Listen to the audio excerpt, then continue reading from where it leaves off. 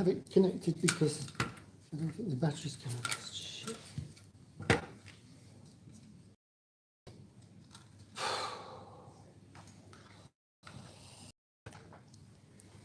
Okay, so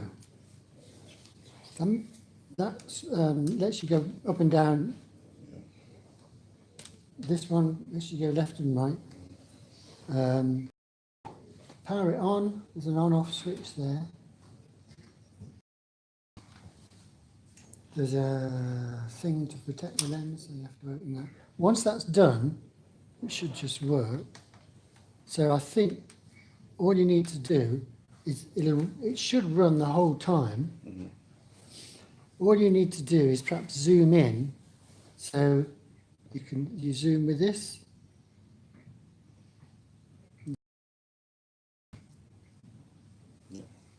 So it shouldn't be a great thing, it can be just left. If I just start, so to start it and stop it, you press this little button here.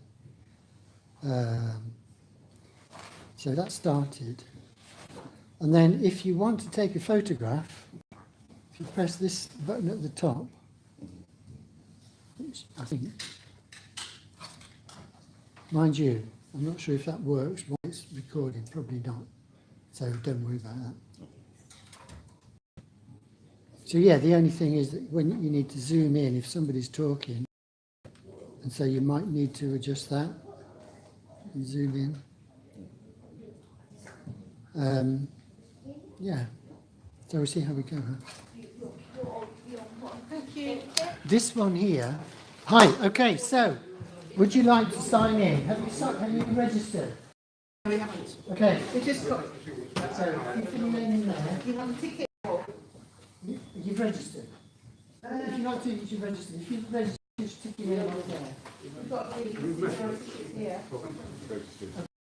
There's a fridge magnet there for you. Congratulations if you want it. Okay, can you find your name on that list?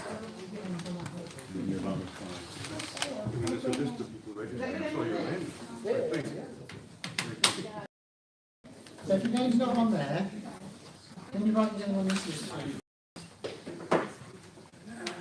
You didn't even look.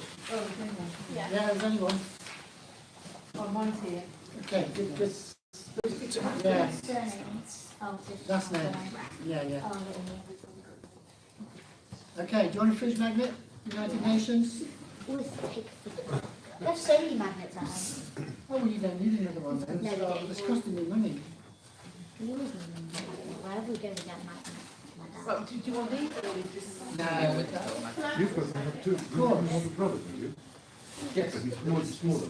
So he didn't want to come along, or he was too young to leave? I mean, I signed us up for 4. And how old are you? Thank you.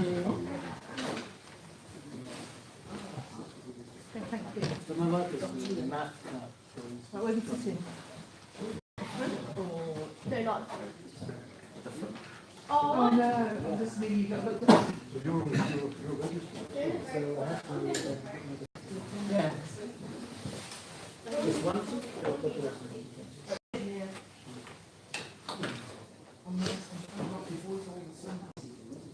Do you want a fridge magnet?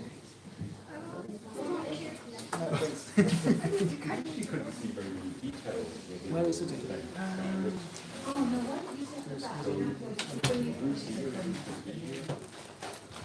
Whoever shows up. No.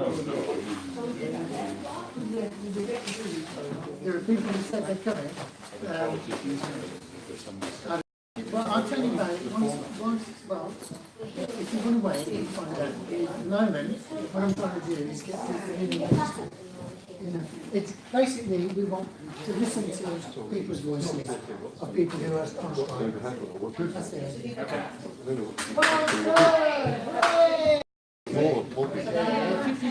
I need to ask you to write your name on this if you don't mind. So, there. You're not registered. If you're registered, it's on there. Fantastic. Right. Yes.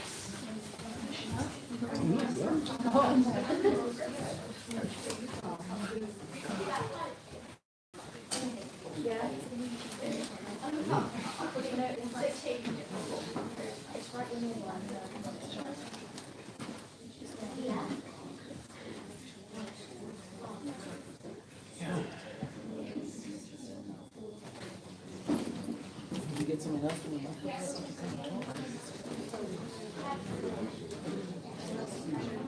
I sent an email.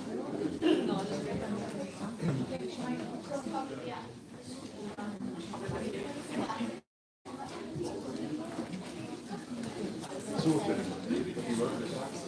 moving message. Very cool. And then in the end, say,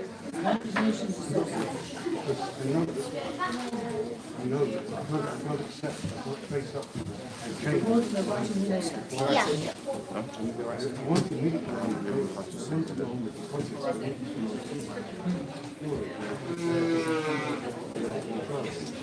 Sorry. I don't know, I mean, I understand what you're saying. I mean, it would be great if we could figure out ways in which people like us who kind of love our profession could gradually move towards doing something that might be good in some way. Maybe that's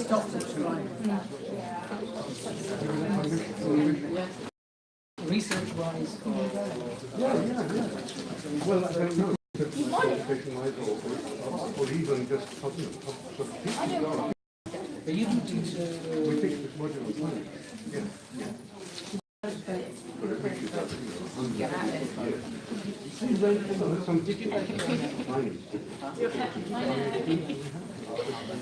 But what did you think? You think we should have So what do you do? We all left.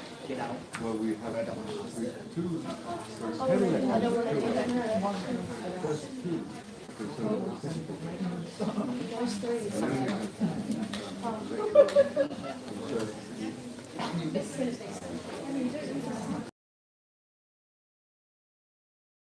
Actually, it was a very open where it's just look at what's going on, how it does, what that kind of happening.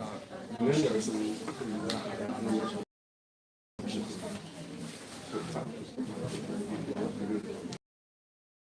we have just this year we have politics. And talking about it.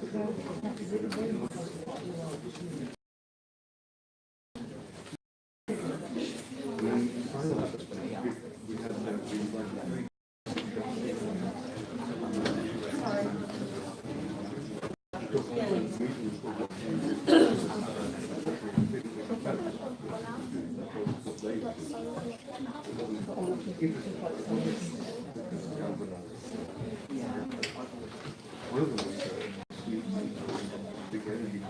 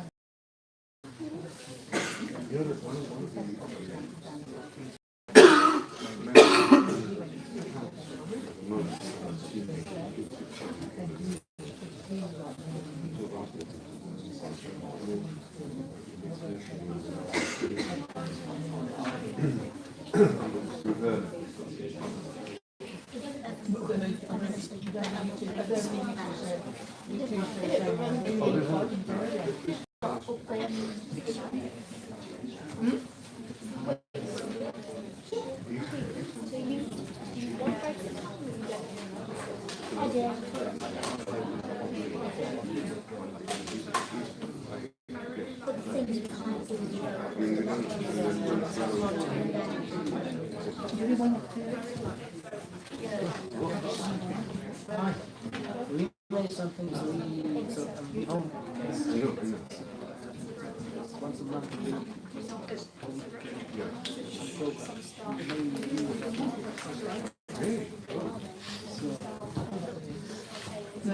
resources. Our house is on fire. I'm here to say our house is on fire. According to the IPCC, we are less than 12 years away from not being able to undo our mistakes. In that time, unprecedented changes in all aspects of society needs to have taken place, including a reduction of our CO2 emissions by at least 50%. And please note that those numbers do not include the aspect of equity, which is absolutely necessary to make the Paris Agreement work on a global scale. Nor does it include tipping points or feedback loops like the extreme powerful methane gas being released from the thawing Arctic permafrost. At places like Davos, people like to tell success stories, but their financial success has come with an unthinkable price tag. And on climate change, we have to acknowledge that we have failed. The political movements in their present form have done so. And the media has failed to create broad public awareness. But Homo sapiens have not yet failed. Yes, we are failing, but there is still time to turn everything around. We can still fix this. We still have everything in our own hands. But unless we recognize the overall failures of our current system, we most probably don't stand a chance. We are facing a disaster of unspoken sufferings for enormous amounts of people. And now is not the time for speaking politely, for focusing on what we can or cannot say. Now is the time to speak clearly. Solving the climate crisis is the greatest and most complex challenge that Homo sapiens has ever faced. The main solution, however, is so simple that even a small child can understand it. We have to stop the emissions. And either we do that or we don't. You say nothing in life is black or white, but that prevent a 1.5 degree of warming or we don't. Avoid setting off that irreversible chain reaction beyond human control or we don't. Either we choose to go on as a civilization or we don't. That is as black or white as it gets. There are no grey areas when it comes to survival. Now we all have a choice. We can create a transformational action that will safeguard the future living conditions for humankind. We can continue with our business as usual and fail. That is up to you and me. Some say that we should not engage in activism. Instead, we should leave everything. But what do we do when there is no political will? What do we do when the politics needed are nowhere in sight? Here in Davos, just like everywhere else, everyone is talking about money. It seems that money and growth are our only main concerns. And since the climate crisis is a crisis that has never once been treated as a crisis, people are simply not aware of the full consequences of our everyday life. People are not aware that there is such a thing as a carbon budget, and just how incredibly small that remaining carbon budget is. And that needs to change today. No other current challenge can match the importance of establishing a wide public awareness and understanding of our rapidly disappearing carbon budget that should and must become a new global currency and the very heart of future and present economics. We are now at a time in history where everyone with any insight of the climate crisis, the civilization, and the entire biosphere must speak out in clear language, no matter how uncomfortable and unprofitable that may be. We must change almost everything in our current societies. The bigger your carbon footprint is, the bigger your moral duty. the bigger your platform, the bigger your responsibility. Adults keep saying we owe it to people to give them hope. But I don't want your hope. I don't want you to be hopeful. I want you to panic. I want you to feel the fear I feel every day. And then I want you to act. I want you to act as if you're in a crisis. I want you to act as if the house was on fire. Because it is.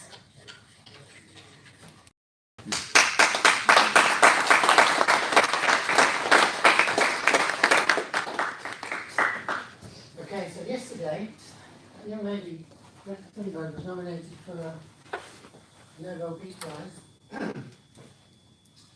So, thank you very much for coming.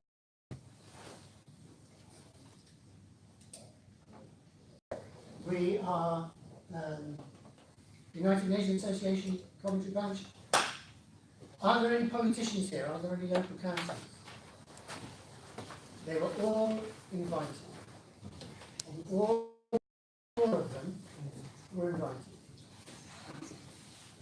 Lock them up. You here, the reason that I organised this was to give you the chance of speaking to them, because I had a pretty good idea that they wouldn't be here. Okay, let's try and be fair.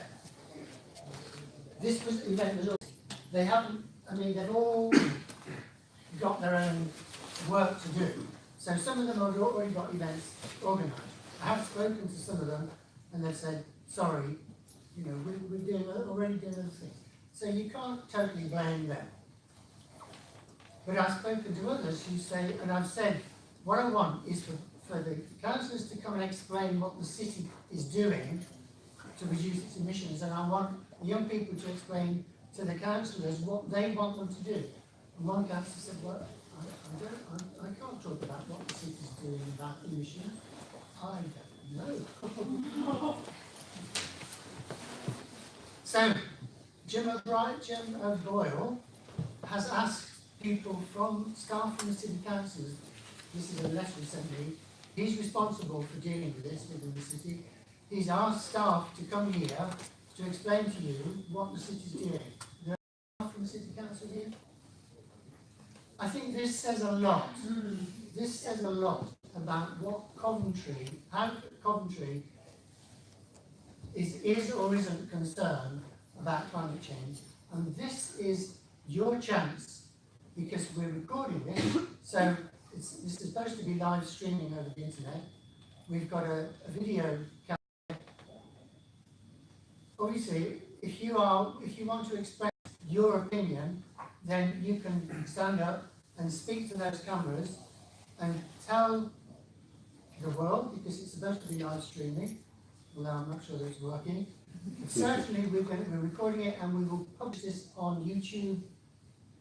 So that, and then we will send another email to the councillors to say this is what the young people of Coventry want to happen. So this is your chance to tell them. Well, we've got a young man from Rugby, and I'm sure there's a lot of people who want to do that. Let me just tell you what we've got planned. It's not a lot, because most of your voices, but we've got Samran from Rugby, who he will explain to you what he's done and why he's here. He's on strike. We've got 2 members of staff from Warwick University who will be talking, and all of us arranged or slide presentations like part of this one. This is part of one that will explore what we can do, or what you can do, to try and make changes. So there are ways that we can force the councillors to discuss this question, and we can make proposals about what they should be doing. That's for later on. I think to start with, can we listen to Samran and he can explain what he's doing and what his history is. Thank you very much. Okay. Hello everyone, my name is Stammen Reddy and I'm a member of the UK Youth Parliament. So as a youth organisation, we work to directly address the issues that are faced by young people today. I've always strived to reduce my carbon footprint in all aspects of my life. It started with very simple things, such as turning off the lights and other appliances when not in use. However, I quickly realised that I had to take further action in order to make a positive and lasting impact. During the youth strikes of February, I collected over 500 signatures as part of a petition on climate change, and I went to my local MP to discuss the issue of things. But why is climate change so devastating? Natural disasters around the world are occurring at an alarming rate. We are witnessing hurricanes that demolish valuable infrastructure, wildfires that burn thousands of acres of land, and cyclones that cause mass flooding and property damage. In the wake of these disasters, people grieve the loss of loved ones and destroyed properties while anticipating the long road back to personal and communal recovery. In 2018, some of the top global natural disasters include Hurricane Michael, $17 billion, 32 deaths. Typhoon Jebi in Japan, $9 billion, 146 deaths. Typhoon Mangkhut, $6 billion, 161 deaths. In addition to these, there were 42 individual billion-dollar natural disaster events in 2018, well above the average. The total economic cost relating to natural disasters last year was $225 billion US. These figures are staggering.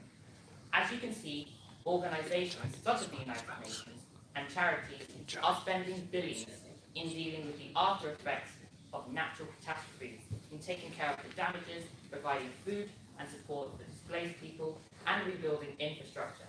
Over the coming years, more money will be needed to deal with the aftermath of disasters than perhaps working now on formulating preventative measures and taking action.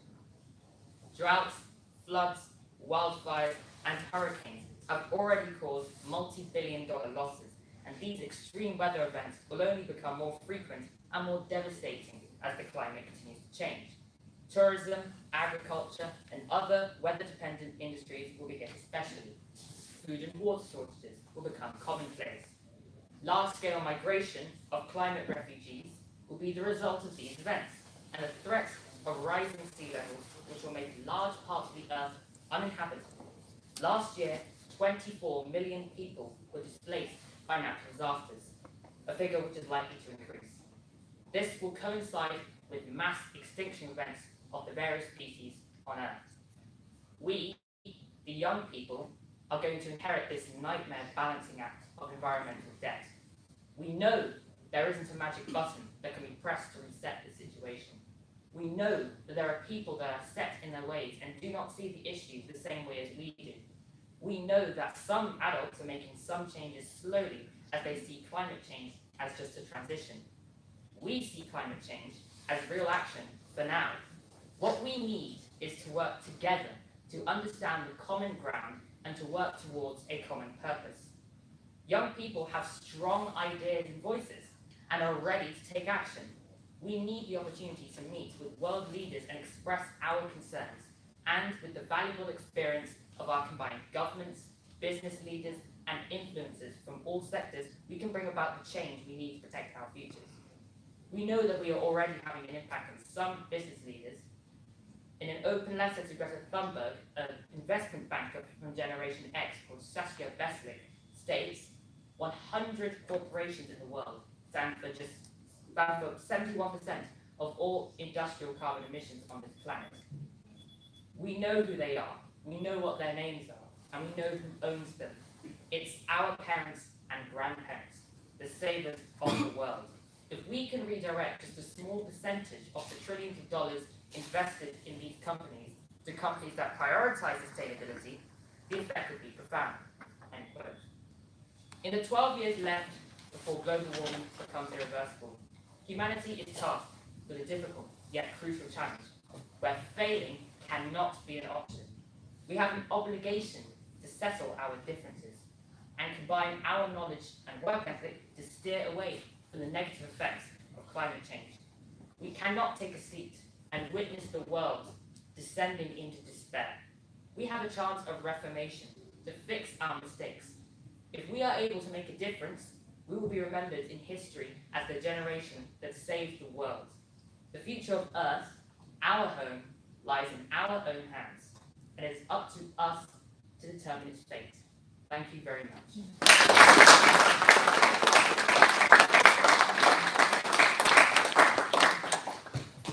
Okay.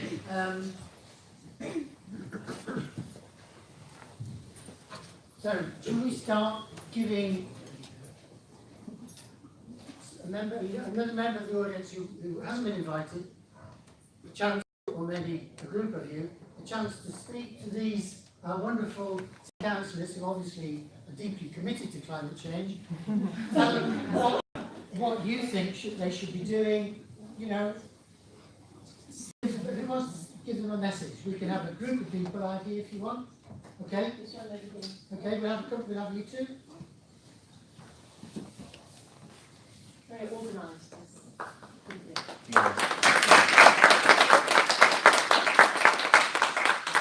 Alongside my friend Millie Hilditch-Gray, which I'd like to call up as well.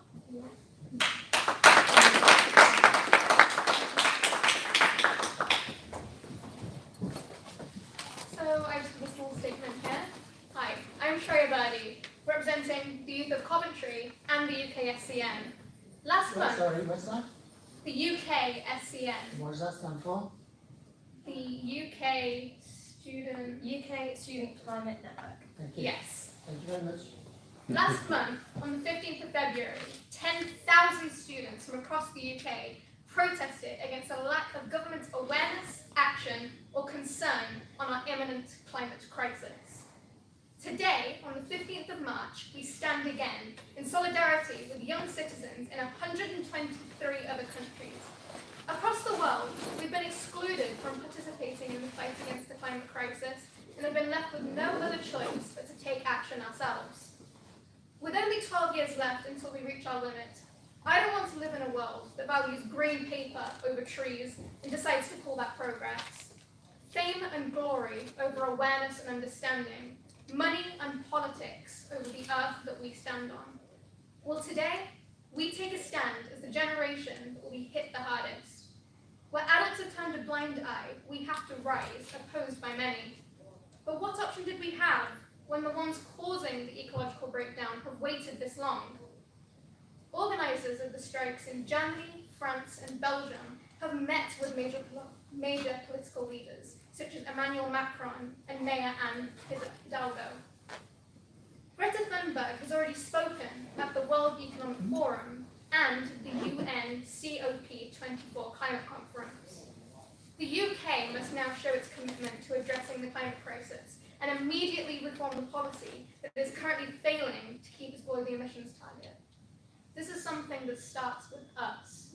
This is something that if Coventry Council is willing to talk to us about, we can help make an impact. I'll now pass on to Millie Hilditch-Gray, who will take us through the official statement issued by the UK SCN. Yeah, get it open. My phone.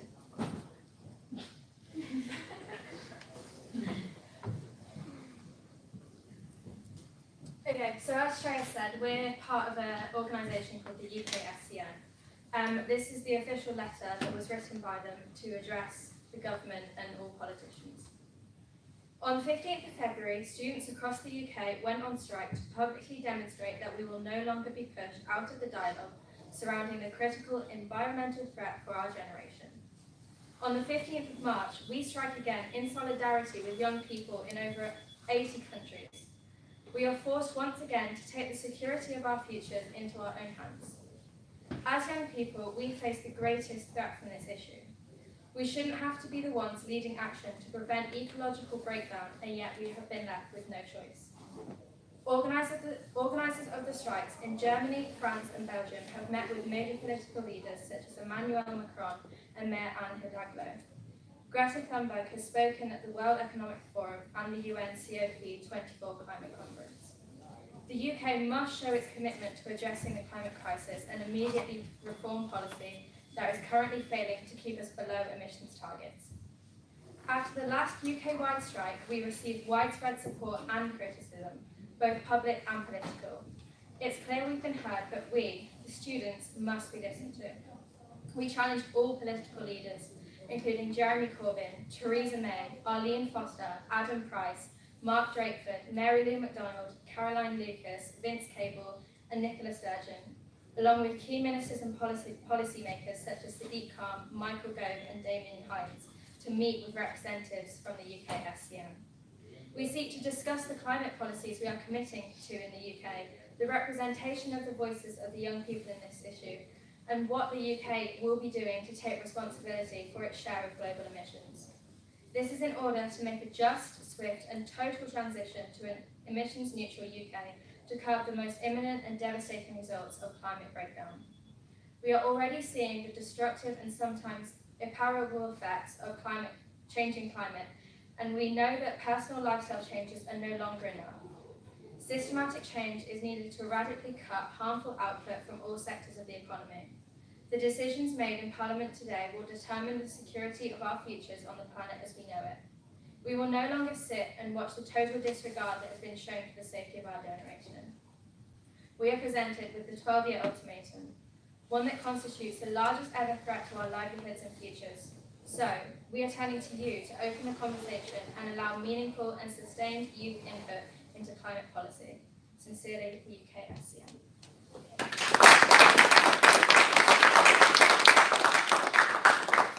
Hi, my name's Ellie O'Brien, and I met these girls for the first time in person today.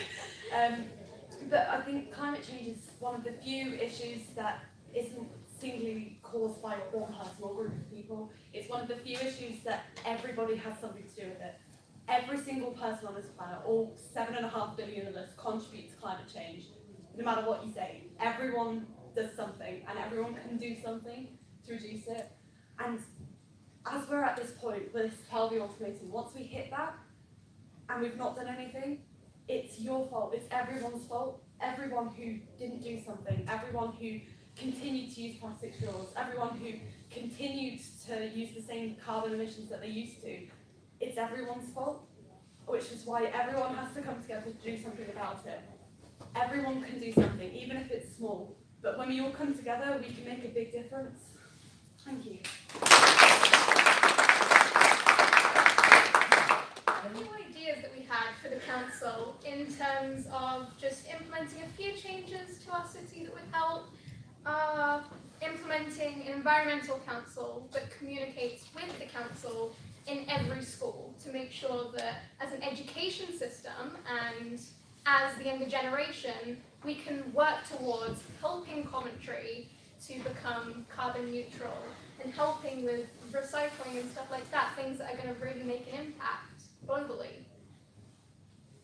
Yeah. Well, stop there. I listening to the three of you speak, I got a slightly conflicting message because, is it Ellie? Ellie was saying, you know, if we all make a small change, that can solve the problem. Whereas, I've forgotten your name? Lily, I think what you were saying was... Yeah, in the letter it says that we can make a change ourselves. However, we aren't university educated. We are literally school kids. We can have a voice, but we can't go into Parliament and inflict change. Which is why we all need to come together to do something about it, which is why I think most of us here have come to strike today. Yeah. Because singularly, yes, everyone is responsible at least in part, but singularly we can't really do much about it. One person switching to a wooden toothbrush rather than a plastic one can't stop climate change. But if everybody does that, if everybody comes together and protests until the government does something, if everybody comes together and does their part, it can make a much bigger impact than just sitting there and doing nothing. I mean, there are people with a slightly different opinion, and I was kind of getting that message from the letters anyway. Some people are saying, even if we do that, it's not going to be enough. And we need a fundamental change in the way that industry and society is organised. And I can show you a video of one of the people who's chief in promoting this point of view, but I'm not sure if that was the message that was coming out of what we were saying. We just want, well, the letter was written to politicians so that they can Yeah. listen to us. Yeah. I think the message is altogether is that we can all do our own bit. We can all try our best to support this movement by making small changes to our day-to-day life.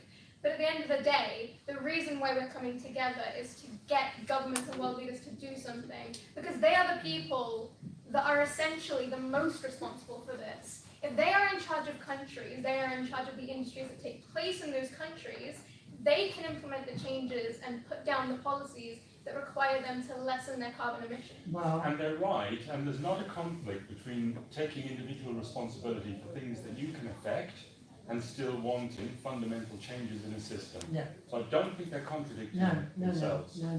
I think we need to do. We said people need to take responsibility for their own actions and change their behaviour, basically. But there's this question of making the bigger change. But the idea of governments enforcing change, I've got a video that I could show you about what happened in France in November when they put up the tax on petrol. The tax on petrol was still below the tax on diesel, but tens of thousands of people went on strike. By going on strike, what happened is on the Saturday, they went out in their yellow vests and they closed the roads, so you couldn't get into supermarkets, you couldn't drive down motorways, and subsequently they've done that every Saturday since then, and there was a time in December, I think it was in December, when they were smashing the Arc de Triomphe statues. It was not a good, and that might be the kind of response that governments are going to get if they try, for example, to increase taxes. Suppose they raise taxes on aviation fuel. Aviation fuel, the tax is very, very low. It's nothing like compensating for the amount of pollution that planes create. If they put up aviation fuel tax, you'd have to do it globally because planes can fly around and buy it in different places. If they put up tax, how would people respond?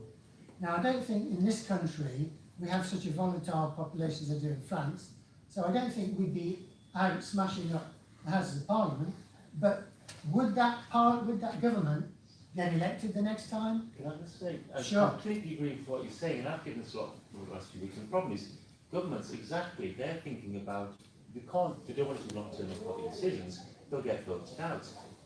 Democracy, I kind of feel doesn't work. You need a state lead, head of state, and I'm thinking, like going to war, everyone gets behind, whichever government's in charge at the time, whichever party's in charge, and everyone gets behind the whole country, and I'm thinking, the Queen, Prince Charles, makes a statement and says, whoever's in power, we've got to do this, we've got to act on this quickly.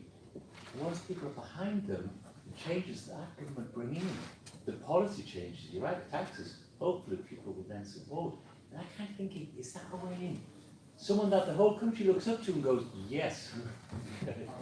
But isn't it very convenient Wait, as hold well? on.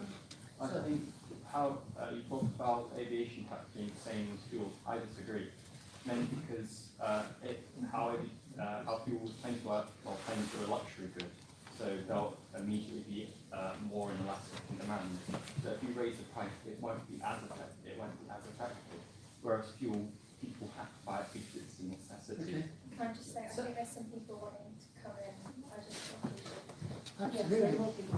Can you try and get them to sign in for me, please? Yeah, someone. I think that we need to stress the importance of education. Because Stand up, turn around so people can hear. I think that in terms of how people respond, it's all to do with education, because when you're more educated, you're obviously more open-minded to more things, and you're more free to make up your own mind about certain things.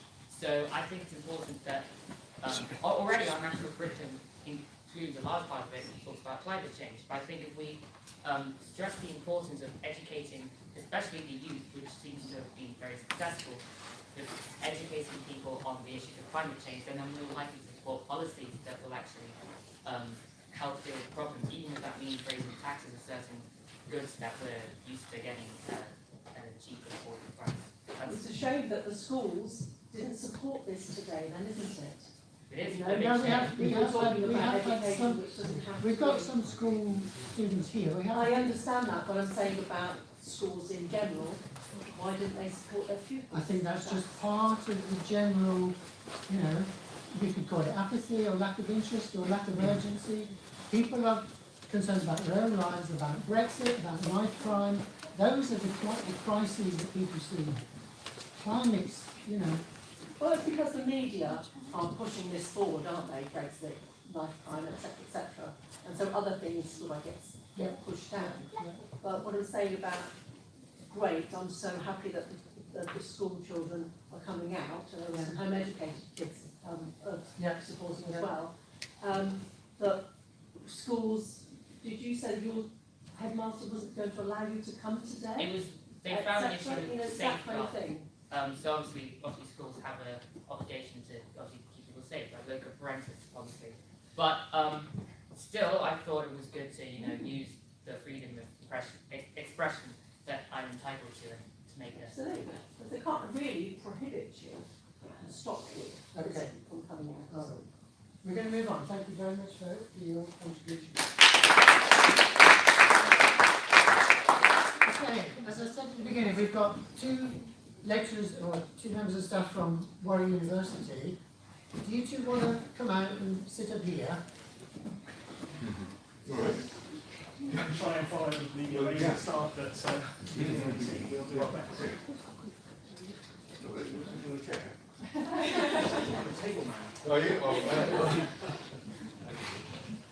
Tables good, but they're not behind us, they're not, it's like, Rather bouncers be- there, all right. sit on the table, and you're actually with us. One chair at a time. That's a bit. Well, progress. What would you like? Well, I don't know if you're able to speak on the question of, well, I mean, really, this was basically your idea, wasn't it? So do you want to first introduce yourselves, and then Alistair can explain why we call it the Climate Emergency Forum and what he thinks should be done. Okay. So my name is Dr. Alistair Smith. I'm a senior teaching fellow in the Department for Global Sustainable Development at the University of Warwick. So broadly, we're concerned with the exact issue that we're talking about today here, intergenerational justice, and the kind of trade-offs between opportunities for people now and in the future. And often this is mainly mediated by the environment and resource use and environmental sustainability. So we teach a number of things, including challenges of climate change module, which is about the science and governance of climate change, for which I have the pleasure of being joined by my colleague, Dave. Yeah, so I'm David Mond. I'm a professor in mathematics, but I've become more and more frightened by what's going on in climate change. And I have the great luxury of working in a university which allows me to move from the subject that they hired me to teach towards something that I think is much more important. And I think that one of the problems that we all have is that we're stuck in situations which oblige us to go on doing things that we realise aren't going to contribute or may even work in the opposite direction. But we feel that we don't have a choice about how we work, where we work, what we consume, because there isn't enough opportunity. So I would like very much to be involved with what's going on here. I think this is one of the most hopeful developments that we've seen for years. I'm tremendously impressed with all of you people who are coming out. I think one of the most important things for me today would be to hear what you feel people like us can contribute to make your movement stronger. I mean, I think Alistair and I and Philip have all prepared some kind of talk, but I'm not sure that that's really the right thing. We don't know what you need to hear. We don't know what you want, and I think that would be the most important thing. How can we strengthen your movement? What can we do to help you? What do you want? So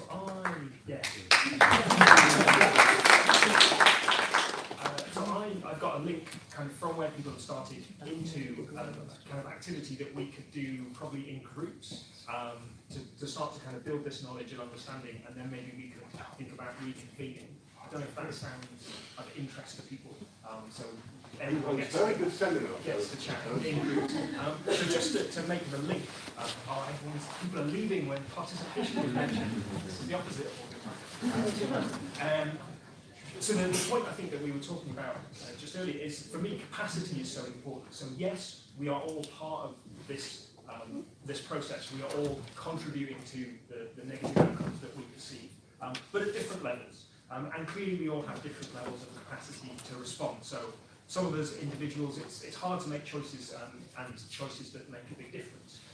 Kind of ranging up to the level of governments, of states, clearly they have the capacity of lawmaking, of construction of incentives. And I think it's appropriate that people take on this challenge commensurate with their capacity and responsibility. So that's why I would like to see governments act. I think that the example of France can be dangerous because we can read the wrong thing into it. In my opinion, I'm an interdisciplinary academic, so I do a bit of economics, I do a bit of environmental science. From my understanding of my colleagues, they say it wasn't state intervention that was the problem was ill-conceived state intervention. So where you're going to raise taxes in one place, in order to keep people happy, essentially, you need to think about how you can do them a favour in other areas. Instead of promoting punitive taxes that regulate, you can look at incentives to pull people in the other direction. The tax on the capital, that would be invested in public transport, and then there would be riots. Yeah, so I mean, this would be another kind of ideal economic You know, situation. there is this phrase that a carbon tax can be made revenue neutral. Yeah. That you can, the way you do this is you say, well, instead of taxing you on your income, we'll tax you on your carbon consumption, your carbon emission. So we'll collect the same amount of tax as before. Nobody's going to be poor, except the people who actually burn a hell of a lot of carbon. They're going to pay a bit more probably, but that's going to influence them to drop the amount of carbon that they burn. So you can reduce income tax, you can reduce the tax, for example, on home insulation goods or whatever, and you can make a carbon tax a strong incentive without actually hurting people's pockets too much. I think. I mean, it's a very delicate issue, but it can be done. It can be designed. It's worth finding out about Sweden. You know, in Sweden now they have a carbon tax of $116 per tonne, which is about 5 times as much. Sorry, per ton of what? Of carbon emitting. Okay. I'm sorry, yeah, $116. If you burn carbon which causes the emission of 116 tons of 1 ton into the atmosphere, you've got to pay $116. They collect a very large proportion of their tax through this carbon tax. It has not affected their economic growth. And as you probably know, Sweden is a very happy and successful society with a great deal of equality and a great deal of satisfaction. I was just going to agree with you, going down the point I was going to make earlier, going back to the government intervention and the bad example that we had. It's very convenient for government to make a knee-jerk reaction and then say, oh, look, no one's interested or whatever. I think it's just, you know, they're not interested in fundamentally changing or addressing this issue, but that's a very convenient response. So, I agree with what you said. Why do you think they're not interested in changing this? Because I actually think the problem is less with our government and more with our large corporates, who actually have, you know, the power over most of our governments. And I think they're the ones that we need to change fundamentally. Okay, will the lady that like to come forward? Because what we want to do is show people. That'll do, we should go on the video then. The thing about, at the moment, I think a lot of things that hinder, particularly in America, but also in this country, that hinder environmental initiatives are powerful lobbying groups where everyone is not, who don't see it in their interest to cut carbon, because for them they're worried more about investors and shareholders and disappointing them. Now, what does concern me is making this an adversarial thing. We have to think of ways of being able to get these people on board. What is the best way you think of being able to do this? Thank you.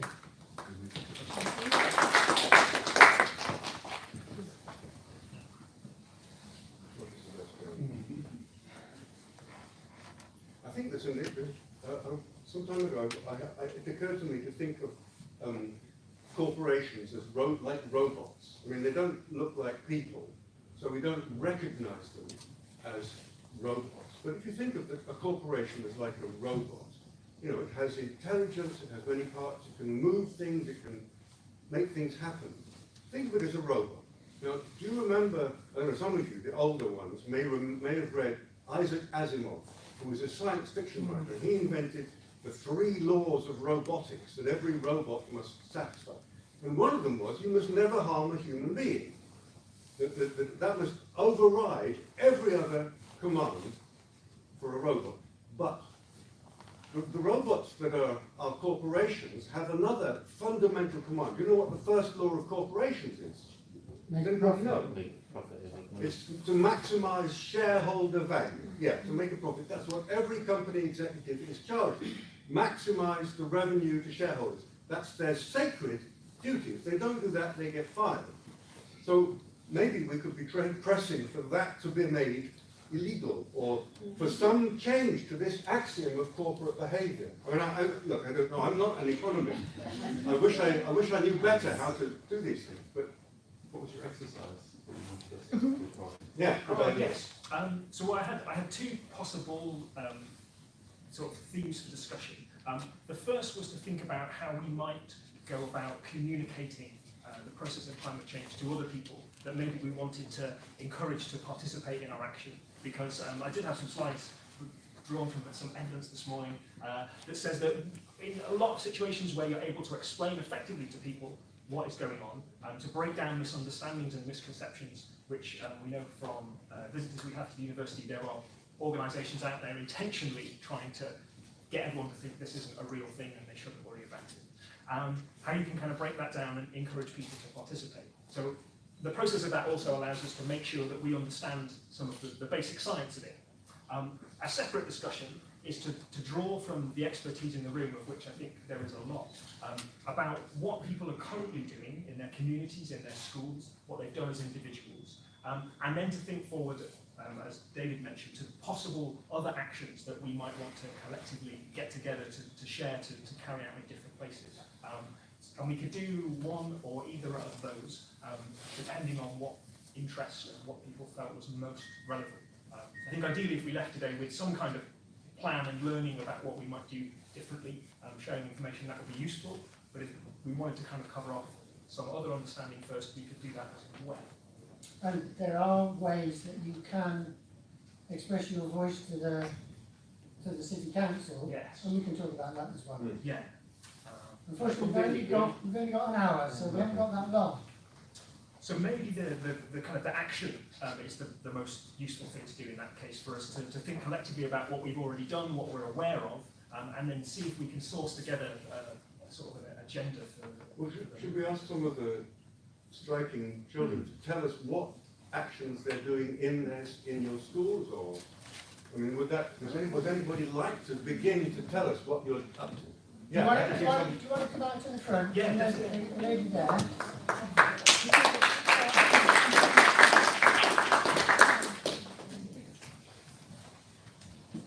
Yes, come on. Tell us your name. Okay. Go on. In a school, I think one of the most important things to do in schools is try and make more people more people aware about how important the environment is, because everybody knows that there will always be a few people who don't understand the seriousness of the situation. Some people will just think that it just means there's a little bit of rubbish here and there, but in reality, what some people don't get is that it goes way beyond that, and that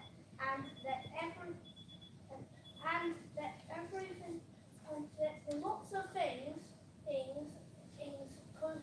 could end up really bad if people aren't made aware of this environment and nobody does anything to stop it. Wow, yeah.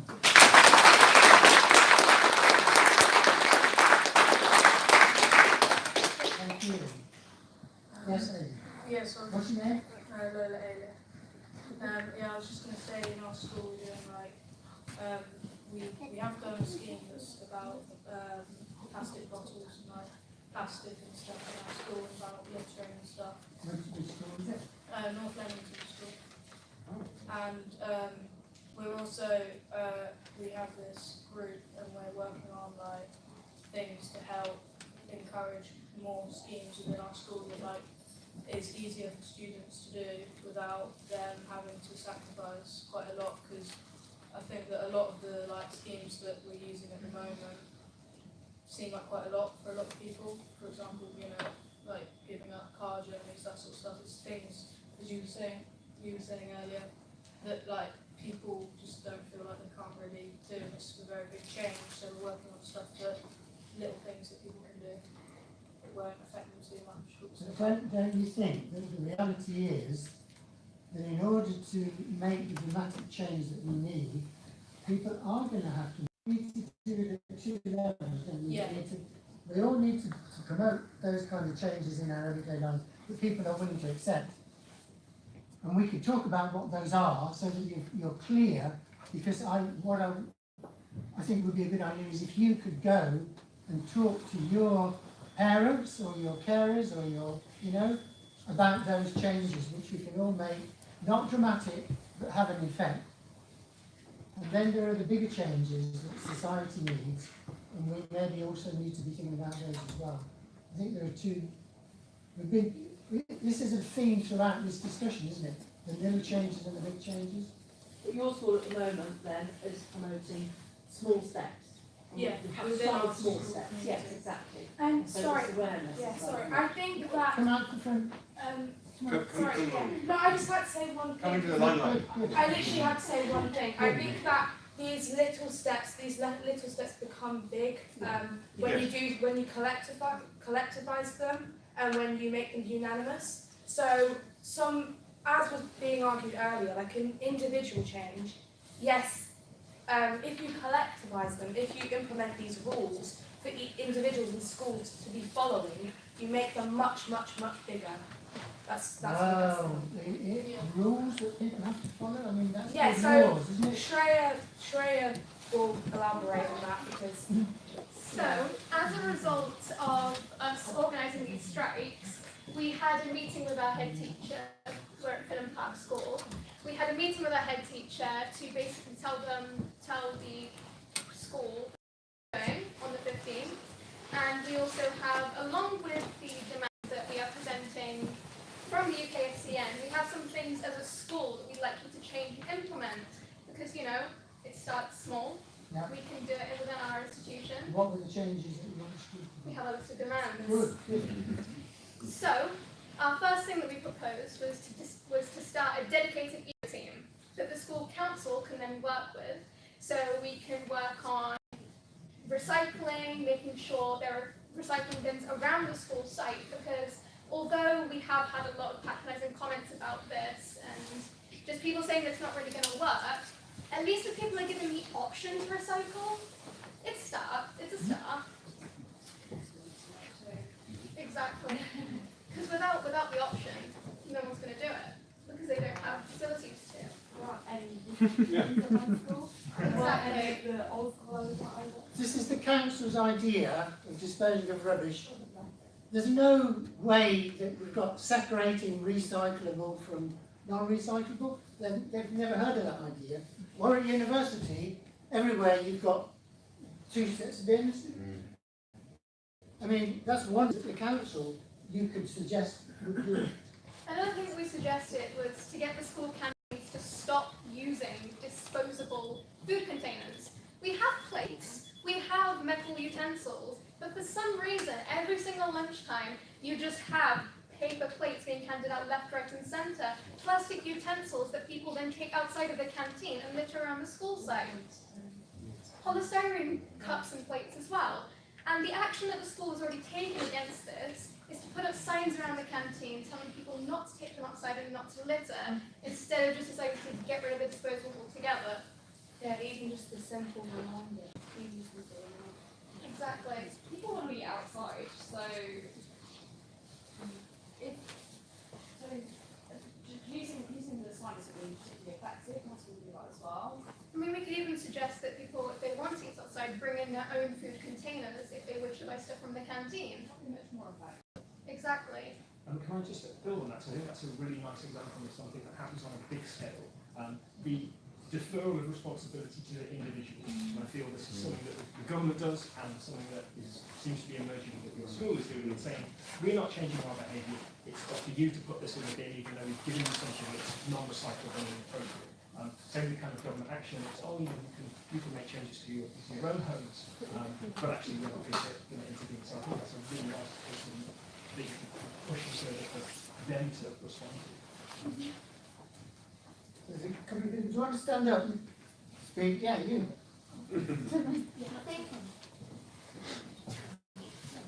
Yeah. By the end, we want everyone on this side of the room and nobody on the other. That's what we'll go for. I think you need to meet halfway because there's a massive problem with there being a stigma attached around quite a lot of students being here where people will go, oh, well, what change are you making? And, oh, well, you're not going to cool down the planet by being here. And that's half the argument. Well, we are here, but there is uneducated people that don't care as much as we do.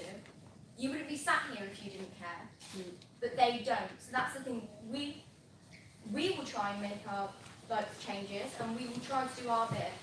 But if they aren't there in the first place, then the people who don't actively want to go to the effort to not litter, not take polystyrene, plastic, disposable things that aren't necessary outside, they don't have the chance to actually damage the environment. So I think it's a 50-50 thing. I think we need to implement small changes like you shouldn't be littering, please use the bins, separate recycling and food bins. But then there also shouldn't be the whole thing of there shouldn't be plastic there when it's not necessary. You have plates in school, you have metal utensils, so it's please just use these. But if you are going to use the plastic, at least have some respect and treat it properly by putting it in recycling or doing something that's going to help naturally. Another thing that's a massive issue with students as well is there are students like us here that truly care about this stuff and we're passionate enough to come here and voice our opinions, but it's a general theme that there's this massive stigma about being different. And so if you have these beliefs and you have these passions and you voice them, you're suddenly an outsider. You don't fit into the social norms, and you're then written off as somebody who's not socially acceptable, somebody who shouldn't be listened to, and somebody who should be ridiculed. And I think that by forming student councils and student bodies that really push this message and can get it through to everybody else in the school, we can slowly start breaking down this stigma and getting people to voice their true opinions. And to the governments and to the corporations. Yes, there is a complete difference between there's so much that we can do and then we need to push for bigger changes. So small changes will lead to bigger changes. So you might sit and think, well, what's me not using a plastic straw going to do? But when everybody starts to do that and everybody becomes accustomed to that idea, people will then become more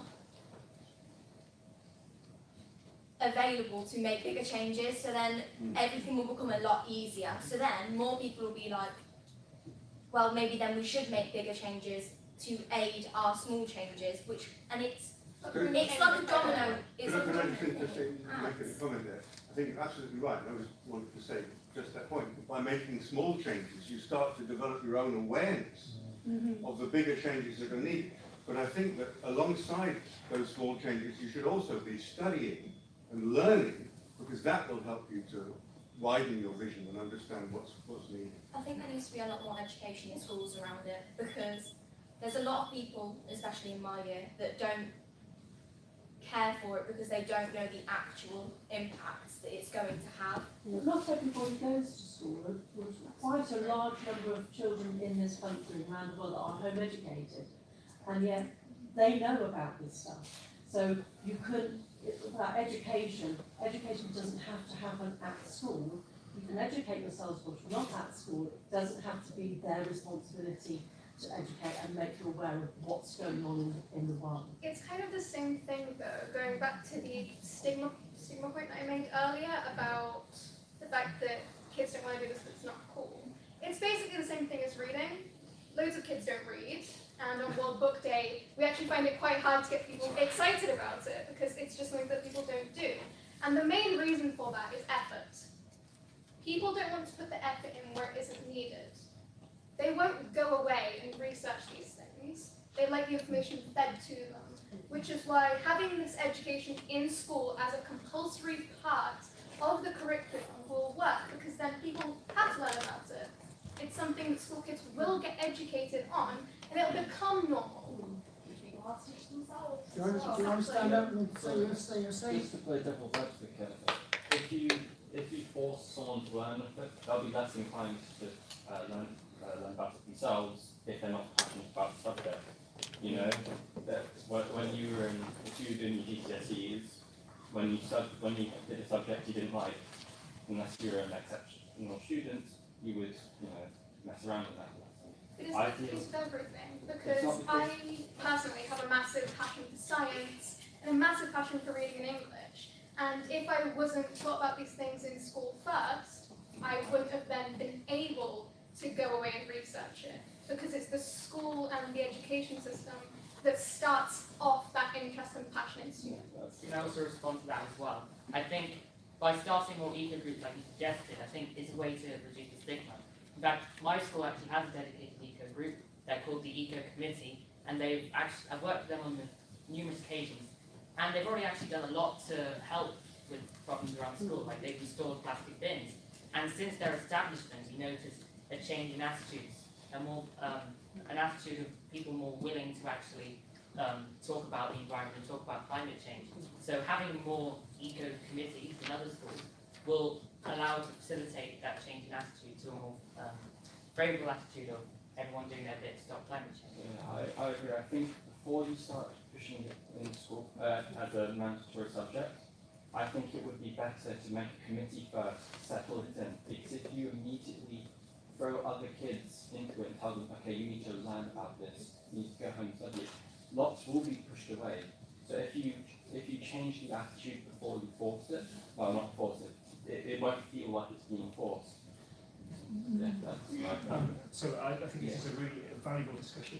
So as an educator, I totally recognise this issue of engaging with people of any age who don't necessarily have a pre-interest in the thing that you would like them to learn. I guess the mindset to try to have, and I think you've summed it up nicely, is to try to engage people in a way that can access their interests. So maybe framing climate change as a big global kind of thing, there's lots of catastrophe going on, might not be the way, but to think about how you can connect with people's lived experience. So why would it matter to a kid in your school from Coventry as opposed to I'm actually thinking in terms of education in schools, I'm actually thinking it ought to go through the reverses route, because it's going on me that my generation, myself and younger, incorporating people of your age at the front, in that we're a lot more knowledgeable about the state of the environment and the ways of climate change now than we were when I was your age. But it's dawned that people who are the shareholders in businesses, the CEOs, the people who are in Parliament, don't, or maybe they do but don't want to. Can I just say something? I think it's really interesting. Plastics had a massive turnaround. We knew about for years.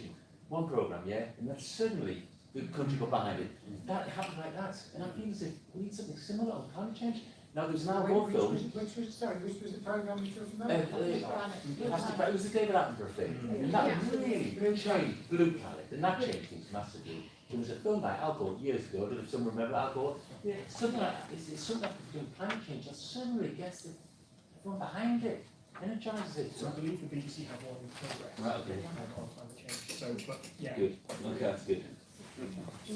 I would really like to see more people like CEOs, shareholders, people who might not, people who are invited to this, try to sort of be more open to them. This is not an adversarial thing. I genuinely want to hear from them and what are the barriers to getting them to engage, because I don't want to think that capitalism is illegal, although certainly when it goes pathological, it can go very bad indeed. But it's a tool that we use, it's a tool that can be used, and I'd really rather engage with them than try and fight them, because I think there is a very big temptation to have a them and us, and even those who kind of think, oh, we don't want that, kind of do, and I don't want that. Most corporate CEOs are completely for this. They're not about, they'll go with wherever the sea changes. I mean, I've worked in science and research and engineering enough to see the virtuous circle effect of capitalism Yeah. That's all the bad aspect Yeah. that goes past. Yeah. I don't know how it works. Yep. Okay. So I'm just going to say one of our ideas. I'm not too sure if it's on our list at the moment, but we are kind of the minority in schools. Personally, I have faced a lot of mocking and stuff being said about me because I'm doing this. And I think if we had assemblies, say we had lecturers like yourself come in and just not force it onto people like you said, but just make them aware, because most people in schools don't actually know about what we're doing, and which is why there is such a bad stigma around it from our own peers.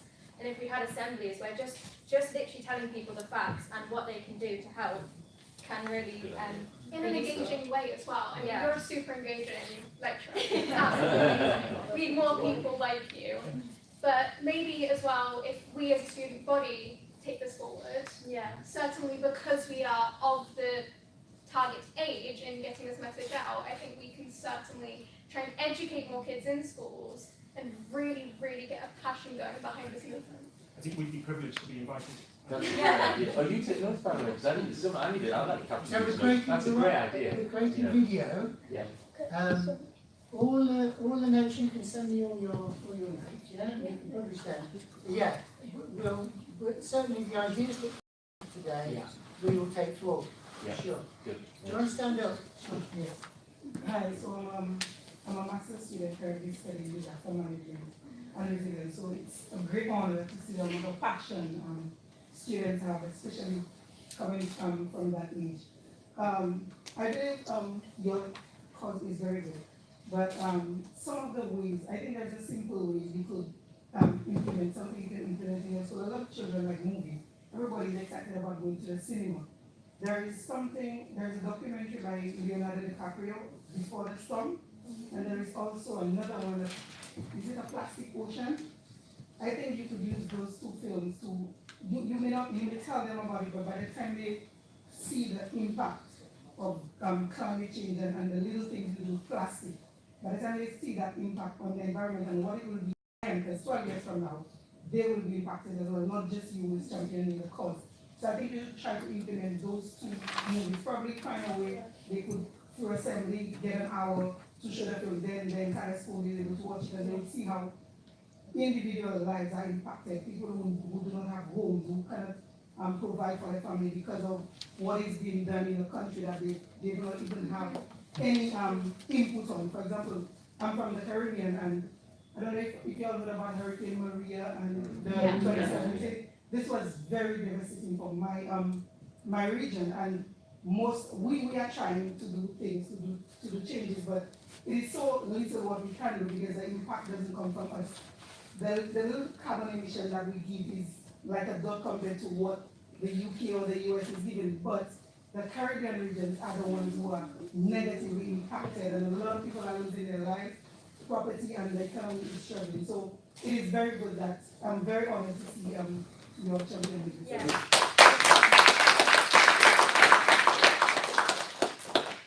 What you mentioned about the two films, environmental education should be about anti-bullying, and it's safe to do it, safe to bring that down. So, To be honest, I think a lot of it is breaking down the stigma, because we have had people trying to get this message across in school. I mean, my geography teacher actually showed Greta Thunberg's TED Talk in our geography lesson, and I was really upset because it was just met by sniggers and by people not really understanding or wanting to understand, and just deciding to write it off as a few environmental nuts that are getting together and just doing this thing. I think that as well, the media, we all know, is very influential, of course, whether it be for a positive effect or a negative effect. And obviously, there's also controversial things in the media, so with fake news. But I think that if we were to use the media, which influences everyone, and we push more climate change information, that's a way, essentially, of encouraging people to actually do stuff by using the power of the media, who are very powerful, and to influence the population.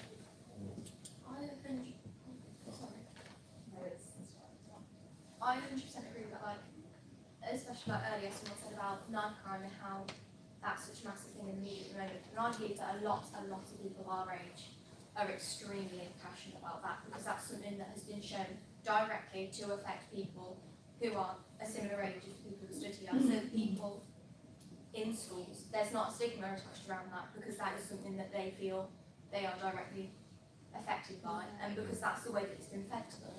So I think it needs to be actually shown that 12 years is not a long time. 12 years is not at all a long time, and you will be affected. So whether or not you're affected now by knife crime, you will be affected in 12 years' time by the effects of climate change. So I think it's the way that we get fed, like we are presented it and shown how it will impact us. So I think it needs to be just as big as things such as Brexit and things such as knife crime, that climate change will affect you and will be something that is. Could I ask you a question about that? Suppose that the Coventry Lord Mayor invited the climate activists to some kind of celebration of their activity. What effect would that have on your status among your fellows at school? Would that increase the bullying, or would it increase it? Okay, probably an increase. So it's like, oh, look at you, you're doing this stuff, and now you're going to see the Lord Mayor. What do you do? Because something that's... It wouldn't help. I think it actually depends on who we're going to meet. Because obviously it depends on who the politician is like. I mean, I'm just saying as an example in my school. If I was going to meet Theresa May, it'd also be a lot of jokes. If I was going to meet, say, I don't know, Bill Gates or something, then there'll be more positive effect. And I mean, I've met my local MP, and even though there's a split opinion on him, it had a very positive effect. It was like, okay, you're now taking this issue to people of higher authority, so now they're more likely to get behind the cause. So you're suggesting they should have maybe a singer, pop somebody, rock singer, or somebody, celebrity. That is why I particularly chose the film for the song. Yeah, Because a lot of yeah. people love Leonardo DiCaprio, and you're an ambassador and champion the cause of climate change, and they would see that the film is very graphic. It shows different continents, how they are affected, how they are impacted. Their livelihoods will get people, an entire farm within 5 hours. They show how a little plastic, and by being clogged up in drains, 5 hours of rain within what they would usually get within 6 months. They got it in 5 hours, and people crops were just. So did you just say that Leonardo DiCaprio is a UN? Yeah, he is a UN ambassador. Okay, so could you set up a call for these guys with Leonardo? Even a virtual call. Then they'd have bragging rights, but they had a call with Leonardo. Right? That might be better. It's a Skype conversation. Yes, so at least it will show, you could now use that to say, okay, we have celebrities who are now championing the climate change cause, so it raises awareness that they too may get some I kind of think interest by in getting it. backing from more influential people, Leonardo DiCaprio or not, will definitely help us, because it will show that we are actually making a change. So do you, as a part of the UN association, is there an avenue of communication you could open up to try to speak to the ambassador? We have no direct links with the UN. However, we could try. I will try. I also think that with this as well, you just need to be resilient. Like, my school's quite a synthetic environment, everyone is on board. Quite a lot of people are at the one in my school's synthetic. If I was at my old school still, I'd be facing the exact problems that you all facing, the stigma. But you just have to roll the punches and be like, well, I know that I'm doing something for a good cause, and later on, you will thank me for it, because I'm the one who is added to the cause and helped start the change. Can I ask you, I haven't heard about this stigma at all before, this completely new. What could we do, or what could be done to have a conversation between the two groups of people to try and understand, why they think like this? Because I just don't understand their mentality. You can't really know how they think. It is just, it is conformity, and it is just social media and wanting to seem cooler in front of people who are doing things that are different. But I think by having the assemblies, like I said, and having people like you or lecturers, and showing the films and just showing real life people who do support the cause and are more knowledgeable about it than it's just us, who people at school might not like us that much. And so by having assemblies, showing the Leonardo DiCaprio film, having talks from you, talks from lecturers, it can just make people aware that what we are doing isn't just something that's different, it is a global movement. We basically need to make this a trend. Yeah. People will catch on. So, you just said about the stigma with young children, and then you've got people like Donald Trump. So, you know, you can't understand a young child stigmatising against this movement, and then you've got Donald Trump that's doing it. I mean, I think as well having free, fair and open discussions between the two groups of people allows for a greater understanding of both sides, but also is a good avenue for promoting the cause of climate change. Lady at the back, was your hand stretching? Oh no, it was just sorry. Sorry, so I'm a PhD student at the University of Warwick, and I've come with my colleague to support all of you, and this is fantastic, of course. But there's just one thing that I wanted to raise, because I work in this field, and the field of governance and governments, and especially local governments, is that I think this energy also needs to be transferred somewhat at the local government level, because at the UK what is happening is the local governments are continuously being stripped of their capacities to act locally. And this is the kind of campaign, and this is the kind of pressure group that we need to sort of also transfer at the level of local government, so that they can demand, or they are sort of, you know, they can demand further capacity from the national government as well. So let's also not forget that there's a huge responsibility lying at the government level, at the national government level, but also at the local government level. So this channel should also open up that. Well, you missed the introduction. Okay. When we were Sorry. shown photographs of all 56 Coventry councillors, and we're Yeah. all invited, and not one of whom has come. That's not true, I'm here actually.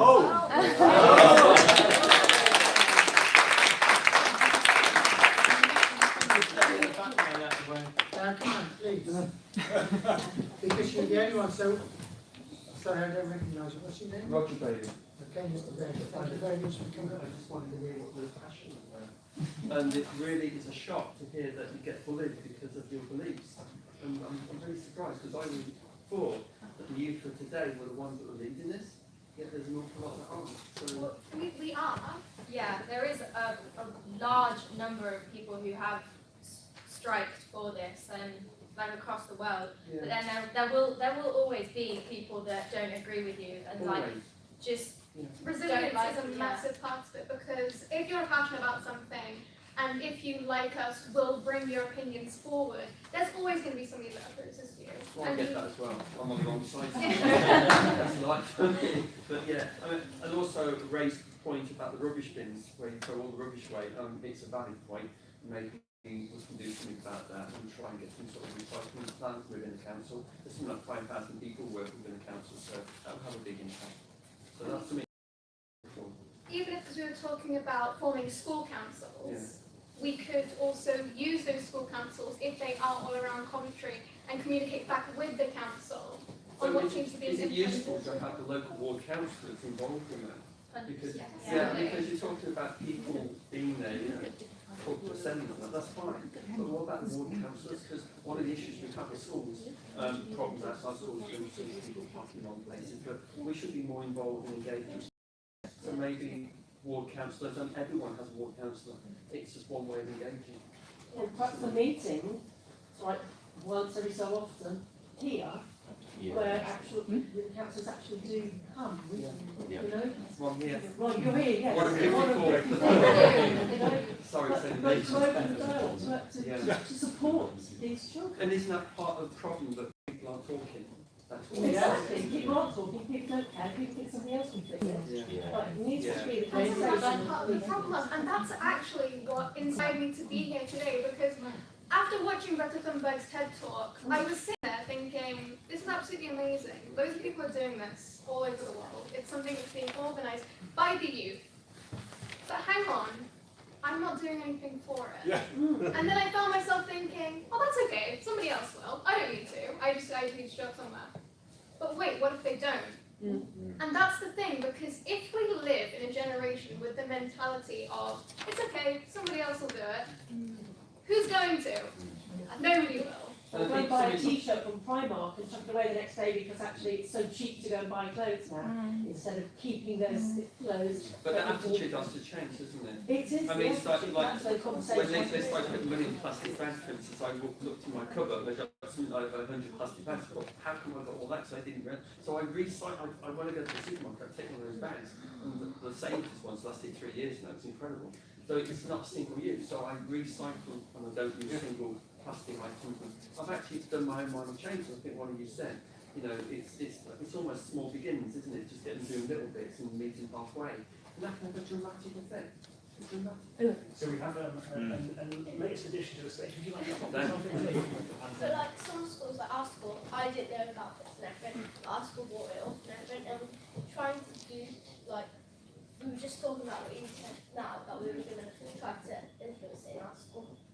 Because like in our school, trying to do it with them, I don't think everyone has a positive attitude towards it, and it's more negative, and like there's less people wanting to involve with it. Because like nowadays it's just games, and like school's already like a drag. Like you don't want to be there already. So it's just like they don't like they already have an anti-school like attitude and everything. Yeah. So they just don't want to like involved with anything. They just want to go home, go on the game, and go on social media. So it's just like how like if you're doing an assembly, it's not going to be that entertaining. Like some people in our school in assembly, they'll get their phone out and try to like not be doing anything, so they can just hide from it. And everything. What school do you go to? Oxford. Oxford, okay. There's probably a few people, a few of you who do feel passionate about it. If you can find them and do some Yeah, things there's with people them. over there. Our school picked 3 people, me, and then Keane and Your school chose 3. Yeah. Do you know who the school did that suggested that? Because that's really good. I don't know who suggested it, but Miss North picked us out and then Mum took us here. That's good. That's really good.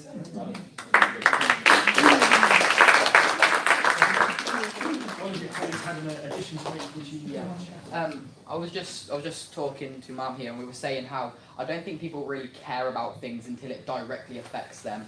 For instance, Foxford's got a little bit. No, focus, please, because. No, it's fine. Okay. It's fine. My parents are fine with it. It's fine.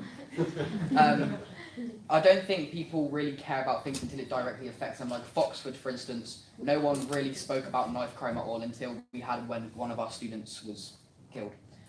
And when that happened, you see the school change completely. How everyone now feels strongly about knife crime, and I think it's the same thing here, where when these 12 years are up and climate change directly affects us, that's when people are going to start caring about it. But then by that time, it's going to be too late anyway, and so we're not going to be able to do anything about it. So I think when people think about climate change and global warming, they think of Antarctica. They think of Antarctica melting.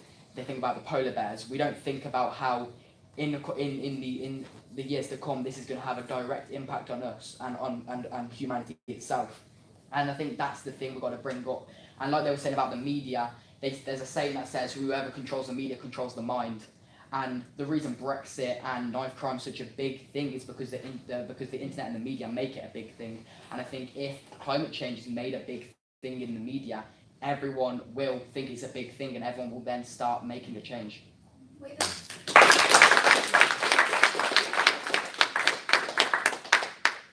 Another problem is you have this media-imposed mindset as well of instantaneous news. If something happens, you'll find out about it like that. It's something that's happened straight away, and it's straight there on your television screen, in the newspapers, on your phones.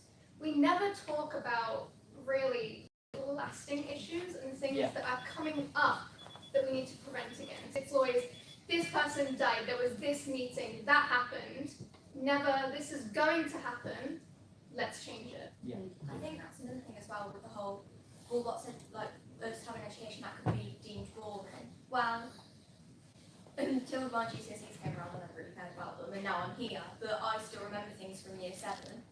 So I might not particularly like English, but I still remember quotes that I learned back a few years ago. So I think it's the thing of children might not like what they're being shown, but they're being told this is what you have to do. So as long as you're being educated and told how to actually deal with a problem, then there's a lot less chance of the problem being, a problem in itself. And there's a lady back and then we'll come. Yes, I'm here with my boys. It was actually their idea to strike today, so I've got to be here because they're so kind. I think it's interesting you say about media. Well, I think there's probably a very good reason as to why media, because our media and the popular media in this case is still controlled by Murdoch, as in Rupert Murdoch, who's a well-known climate change denier. So that's something that's probably one of the, I wouldn't say it was the main reasons, but the point is when it influences culture this much, then yes, that is a major problem. However, the next generation generally aren't. So there is some hope there. But the thing is, people are generally very reluctant to give up power and privilege. And I think the issue is that for many people will think they're being oppressed and persecuted if their privilege is being removed. I mean, it isn't persecution, it's just no longer that privilege, and that's not necessarily a bad thing. And we have an example being shown us behind you of the positive power of the media. It's Climate Change Warrior. Yes. Yeah, that's how they found out about it. It's how I found out about it. Wow. But how many people we read a week? We see every day, we see the Telegraph, we see the Sun, we see all of these massive newspapers who publish stories that are quick things that have just happened. That, oh my God, this is so shocking, you need to know about this now, because this is what's going on now. Climate change is going on now, and that's the thing, we're made so unaware of it when we should be made aware. I'll tell you one thing I find quite mind-blowing. When I was your age, and my science textbooks, they had carbon dioxide concentrations of 0.03%, or let's just say 300 parts per million. Now, 30 years down the line, it's 400 parts per million. That's a 33% increase. We're already seeing that. That's 33%. That's the fastest rate of warming. Even the time in the Eocene maximum 55 million years ago, when there was tropical forests at the poles, that the rate of increase of CO2 in that period leading up to that was a ninth of what it is now. So we are pretty much sitting on the sixth extinct. So the lady in blue, and then we'll come across. I just wanted to agree with the boy at the back, who said about it. You only get interested in it when it starts to impact on you, and I know it sounds a bit of a generalisation. I think climate change is quite a middle class sort of passion, and there's a lot of people living in the UK right now that are really struggling to make ends meet with rising food banks and all of this. And if you're not sure where how you're going to feed your children on Friday, climate change probably doesn't feel like much of a it's a worry for you. It doesn't feature in your life, and I know that's a generalisation, but I think the way with universal credit and all that coming in, there's a lot of people who it's just not on their radar. We've got to help them to see. Absolutely. But help them to see that the same people who are responsible for universal credit are responsible for climate change. It's not a generalisation, it's something that happens, it's a global thing as well. Like people blame countries like India and China for their emissions, when really they're going through an industrial revolution. They're just the same as we did, and they're developing countries. Us being the developing superpowers of the world, it's up to us as countries in the developed Western side to really say, we're going to take control of this, you guys follow our lead, because if we're developed and they're developing, what are they going to do that we... I agree with you, but I think there's a lot of people just now in the UK, it's not their main concern. So the lady in red at the front, and then we'll go back. Sorry. I was just going to say also, with places like India and China, how many corporations outsource their work to those countries? Exactly. So it's leaving out all this. They're all transnational corporations based here and based in America, who then put their factories in places like that where labour is cheap, where the policies aren't as strict, that then go and pollute those places, but then blame them for the emissions. And also in India and China as well, they might have a higher emissions in terms of nominal amounts. We have to realise the population as well. And on a per capita basis, it's far lower than, say, the UK, United States, Australia. That's an interesting way the media tries to spin it. They talk about, oh look, China's the main polluter, we're fine. But actually, on a per capita basis, the developed nations need to do more. Let's come here, because I think you've got Well, direct... sorry, what I'm going to do, we've got a councillor, right? This guy is worth his weight in gold. We've got an opportunity to decide what it is this group wants to do, what message you want to send, and he can advise us maybe as to whether this is the thing going right now. So I think we should continue this discussion, but focus it around what's next as far as this group goes. Sorry, but, we've only got 20 minutes left, unless we run over. But, I mean, we might well run over. But anyway, do you mind if you just step to the side, and if I just show you some ideas, and we can get Councillor Bailey's feedback on whether these ideas are good, and also your ideas. So, this is just Yeah. no. So, the original idea for this came from Alistair, who told me, which I didn't know about the climate emergency. 41 councils in the UK have declared a climate emergency. So there's a resolution passed in the council that says, we are in a climate emergency. And the main aim is to build public awareness that we need to do something. There are no councils in the West Midlands that have done this. Solihull trying to do it, and the councillors blocked it. And there's a list there. So that's one possible thing that we could ask the councillors to do. And Wales and Scotland have both declared national emergencies, is that right? Welsh Assembly and Scottish Assembly both declared national emergencies. Another thing that you can do, I mean, one way that you can express your opinion is to create a petition. So at least 5 people need to sign a petition before it's valid. If you get 10,000 signatures, then you can ask a senior council officer, such as the chief executive, to come to a public meeting. If you get 15,000, the full council has to debate your motion. So, and there's a link here. This presentation will be on our website. Sure, absolutely. A lot of petitions. You're right, 5 people need to do that, but you can get a councillor to actually sponsor that petition. I've done over 40 so far. And what you do, that means that you are responsible for that petition. So first of all, it gets declared at full council, which will be tomorrow afternoon, and you simply say, I'm going to stand up and talk about this petition. Then it has to go to a cabinet member, and when it goes to a cabinet member, it's a public meeting, and you can talk about it, and so can the people who've signed this, 2 or 3 spokespeople. So it actually gets debated within the council system. And actually, we've got 2 parties here, Conservatives and Labour, as you will know, and you can actually persuade one of them to actually have it as a debate. So without that, you can even have the debate within full council if one of the sides want to do it. So anyone can do that.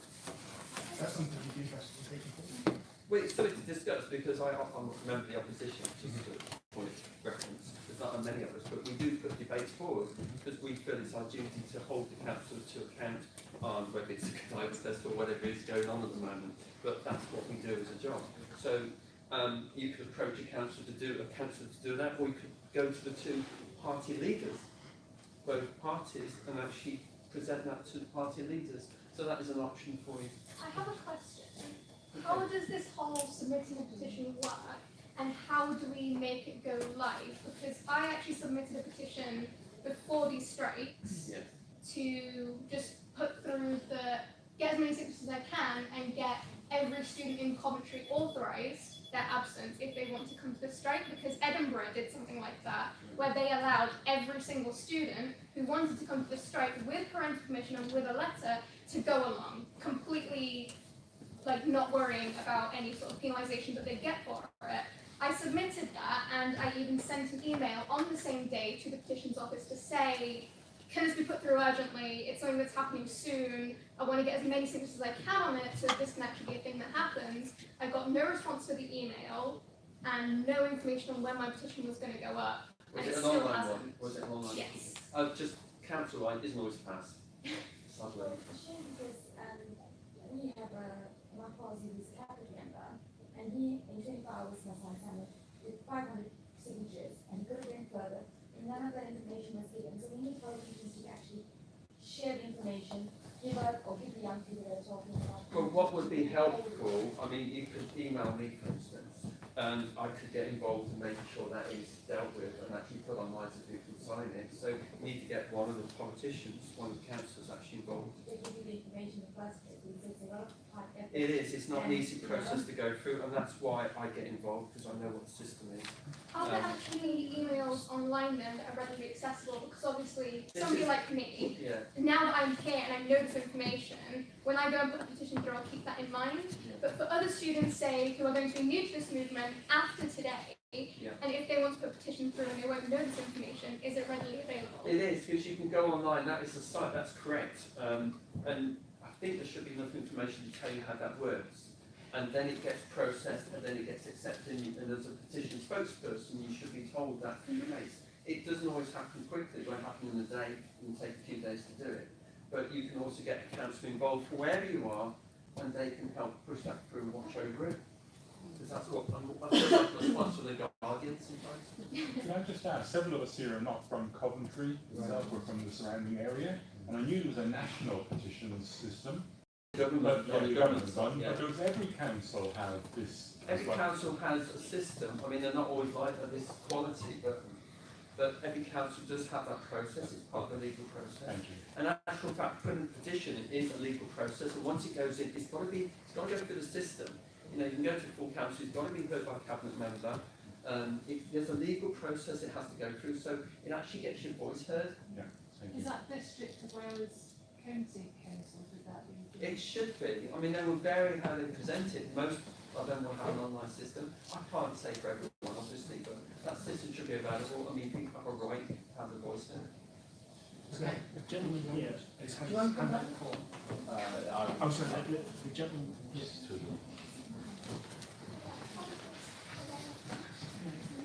I'm a supporter of a group in Coventry called Coventry Older Voices, and we were concerned when the City Council ended ward forums.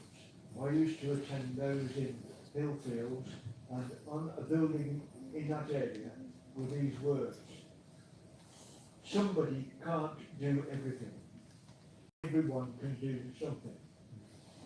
I'm currently involved in seeking a reply from a local councillor to my submissions in this City Council publication, Getting in Touch.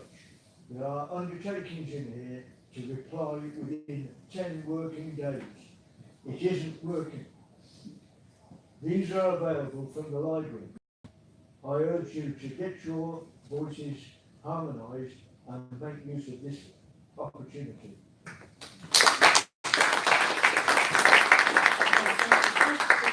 I'd like to get some answers to is what should, as a result of this forum, what should the message be that we're sending to Coventry City Council? Are we creating a petition? Are we asking them to put litter bins out? Are we asking them to have a climate emergency declaration? What do we ask? Because you've got to ask them something. Maybe if we can thrash out some ideas now, we can then... A youth climate group. Yes, that's what we Here want. at the council. That's what we want. And then representing. You Well, represent you're yourself like perfectly. one in every school, wasn't it? Yes. But if they had a council in every school, then representatives from each school. To come together Okay. with the council. I think a dialogue needs to be had between different schools because Definitely. like then other head teachers can speak to each other because obviously your head teacher seemed pretty sort of Very proactive, really. yeah about it, and if like head teachers from the city could speak to each other about this issue, it can like make sure that people are more involved from all the different schools in Coventry, and the council could help with that just by making sure that all the schools were working for the same issue together. Because our head teacher especially found it very hard trying to authorise our absences for this and trying to actually implement some action because it's something that's never really been done before. Yeah. And so there's a young man at the back, and then we'll come forward here. No, I think we should, like, the council should push it more, like, put it in newspapers, put it online, use those headlines that, like, if I see something when I'm scrolling through stuff, if I see something that catches my eye, I will click on it, even if it is reading, and I'm not a fan of reading, but I'll still click on it if it looks interesting, and it's something that, and it needs to be made, like, it doesn't need to be, like, something that people are outcast from, because people say they like being unique, but a lot of people, they won't do this because they think it makes them, like, not look cool, and too many people in the world are sheeps, frankly, they follow what everyone else does.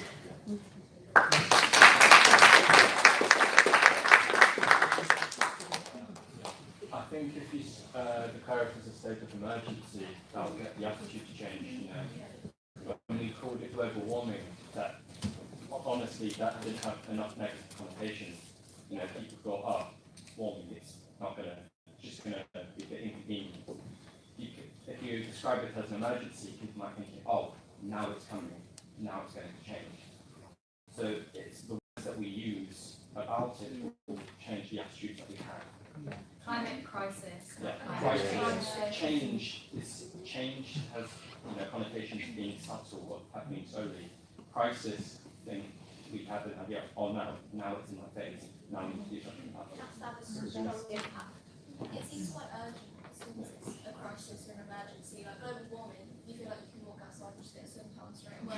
Yeah, exactly. And that doesn't seem to work. About the knife crime, it's not we're not calling it a knife crime, we're calling it a knife crime crisis. Brexit, people calling it an economic crisis. Crisis is a word. Why don't we use it? Very nice.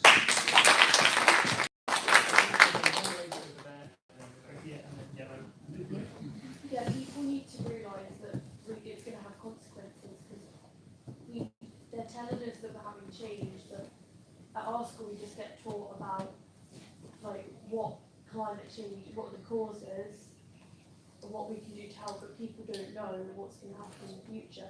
Because if people knew we were going to have these wars and the refugees, they'd be more likely to want to make a change. So I think the council needs to be putting it in our faces like just the cold facts that we need to do.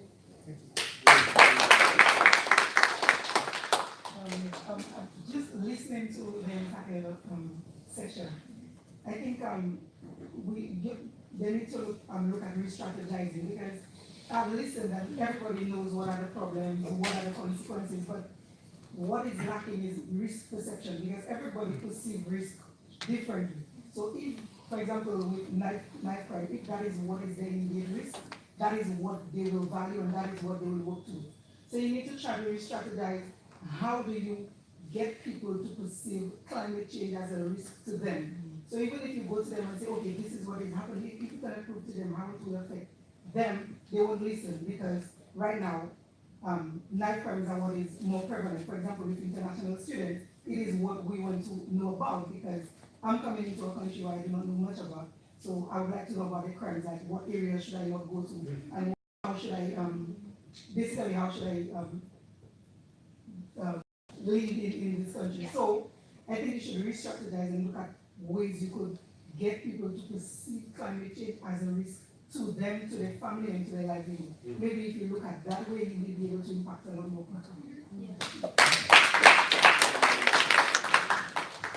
Talking about how you can get people to think of it as an emergency, I don't know if anyone saw the old Australian smoking adverts.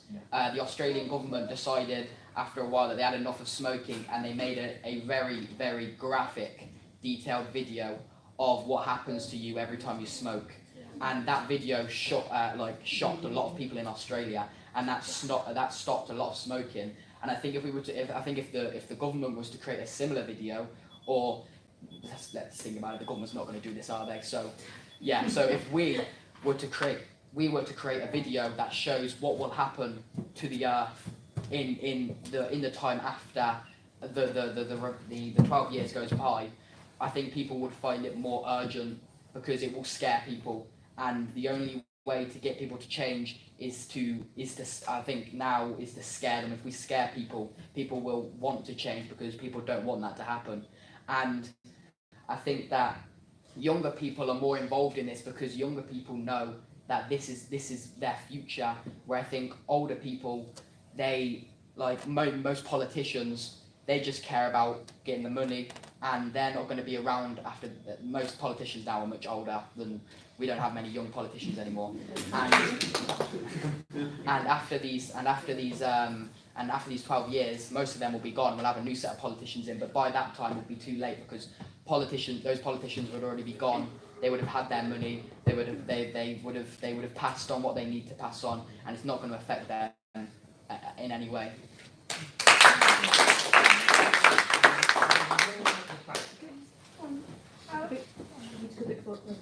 Oh yeah, come back. We still haven't got everyone over here. That's what we want. I think one of the biggest issues regarding climate change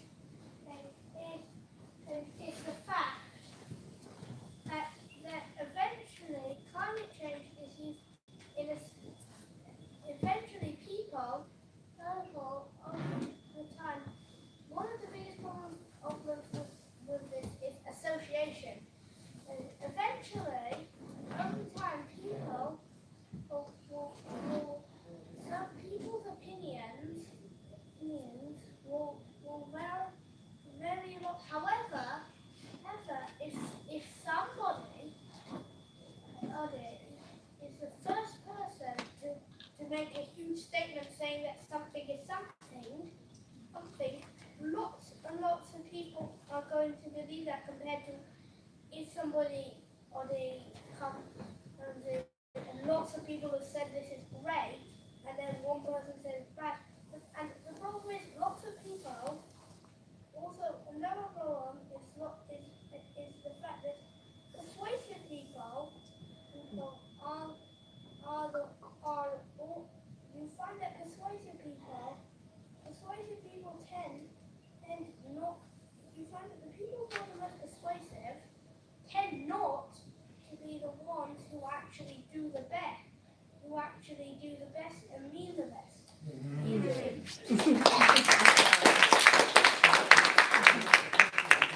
Persuade people that this is an important issue. Yeah, Is that fair? yes, and also what lots of people do not. What lots of people don't understand is that if someone that persuasion really is getting to state your opinion is a lot more important than some people think. E.g., people often segregate opinions online into two categories: important opinions, and people randomly spewing things out on social media. This is very interesting. This is getting into complex social critique. And what happens is when people is that people the former category, you find the latter category, people will decide. Well, lots of people will put things in that category depending on whether ever it goes with them. And also, many people are biased to ways of doing things. Okay. E.g. I tell you what, we'll talk about this a bit later because this is really deep stuff. This is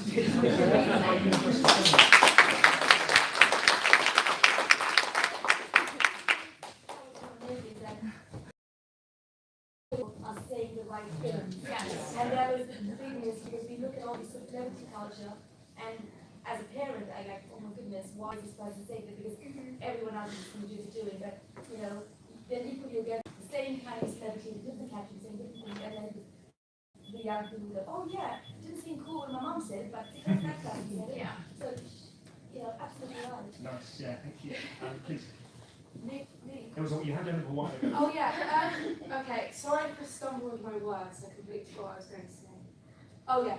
So I think the declaration of a climate emergency sort of harbors the idea that the climate crisis is an objective thing, and that it shouldn't be something that kind of polarizes left or right, because I think people discussing and promoting the change and the need for preventing the 12-year climate crisis. I think it's something that has connotations of being left-wing or being like you said, snowflake, or being a snowflake generation. But I think if we make this a climate crisis, it kind of collectivizes the idea that this isn't something that's subjective, and it's not something that should polarize us, it's something that should bring us all together. Councillor Bailey, if you could force some cross-party coalition on this, maybe? Just to sometimes works. Yeah. So I think the young lady. I'm just going to say, I think it comes down to education on not just like secondary schools and primary schools, but also post-18 things like university. And I think the council should encourage the communication between people who are older, who might have more information on it, to secondaries and primary schools, and encourage that, because obviously we don't know everything, and people like you, if you came in to not just secondary schools but primary schools as well, to different places in the city or just in general, that they'll understand more the actual importance of everything. I think to play on points the point the Yellow Jacket said, and if we made a documentary or a video about about the facts, we'd also have to see who is going to present it. I as much as I hate to say this, if we presented it, the effect would be much different than, I don't know, a celebrity like Leonardo DiCaprio or anyone famous that has ideas about this. In tennis, Novak Djokovic just came out recently as vegan, and that's changed the way people have looked at that diet.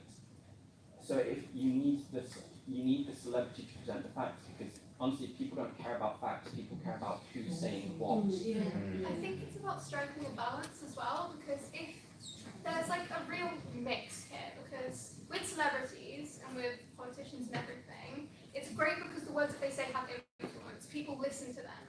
However, it's also good to have local voices, young voices, because then you have that reassurance that what they're saying probably isn't scripted. Because a lot of people, when celebrities say things, there's negative backlash, like, oh, you don't really mean it, you're a paid actor, blah, blah, blah, you're just saying these things because you've been told to. But when you have a real balance between celebrity endorsements and people in power, working with people who aren't as prevalent in the media and the news, whose beliefs are 100% genuine, then you really get the message across. I think as well, there's the increasing idea of virtue signaling. It's like some people are just saying this because they want good PR, perhaps not because they really care about it. I know that celebrities like Leonardo DiCaprio do care about it, but he's often just dismissed as like, oh, you're virtue signaling, you're not really doing much, you fly around the world burning fuels all the time. So I think it's, like you said as well, achieving that right balance of having the everyday people and the influential celebrities, business owners, politicians as well. It will create one big force for good. So, yeah. So maybe take the lady on the end, the lady there who has your hand, and then we approach you. Well, I mean, we get to 3 o'clock, we can carry on, because as far as I know, nobody's booked the room. But if you have to go, it's 3 o'clock now. When you do go, there will be feedback forms on this table. Really appreciate you filling in a feedback form. Yeah, please carry on. Yes, okay. Because I've got to go 3 o'clock. But I'd love to see a set of actions at the end of it. I'm thinking, how will we go forward and how can we keep this going? I mean, you're talking about talking straight, but do the ones you fund you, or are you getting funding and who backs you up as just on a voluntary basis? And that's not kind of useless to who's got the money, who's driving this fantastic movement forward, because it still seems a bit fragmented, and I'm thinking, great if we can bring it together somehow. Yeah, that would be good. So just a declaration of transparency, totally on volunteers. Yes, okay. Can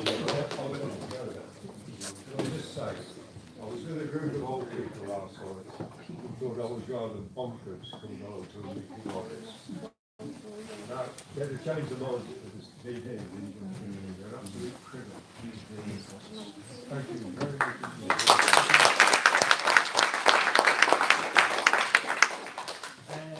Question, we go back to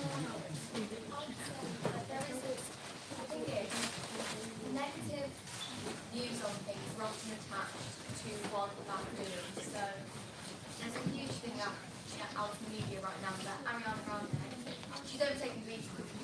She is a vegan person, but she's vegan, she does a lot to do with that.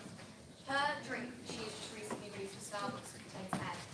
And that is a massive thing. People are now massively focusing on that and they're going, well, it contains egg. Somehow. And it's people are saying, oh wow, you falsely advertise because you think that's what's going to make you popular. So I think the thing is we need to find a balance between the people who are speaking out, like Leonardo DiCaprio, who 100% believes in the cause that he is talking out, speaking out about, and then loads of people who are voicing their own opinions. And I think it's the end. So it's super inspiring to hear from all of you. I'm so glad that I came today. But in terms of what the council can do, I don't want this to be wasted. That all this effort and time has put into all the research that you've done, and nothing is followed up. So a representative from schools, perhaps, who can come to meetings and talk and get things done. And also, we've already seen and heard that you don't know how to get a petitioner for money. Give them this information. Let them find out about things that are to do with climate change and will affect them before it's too late. You know, we don't want them to go to the city centre and want the trees of emissions and then see them all chopped down.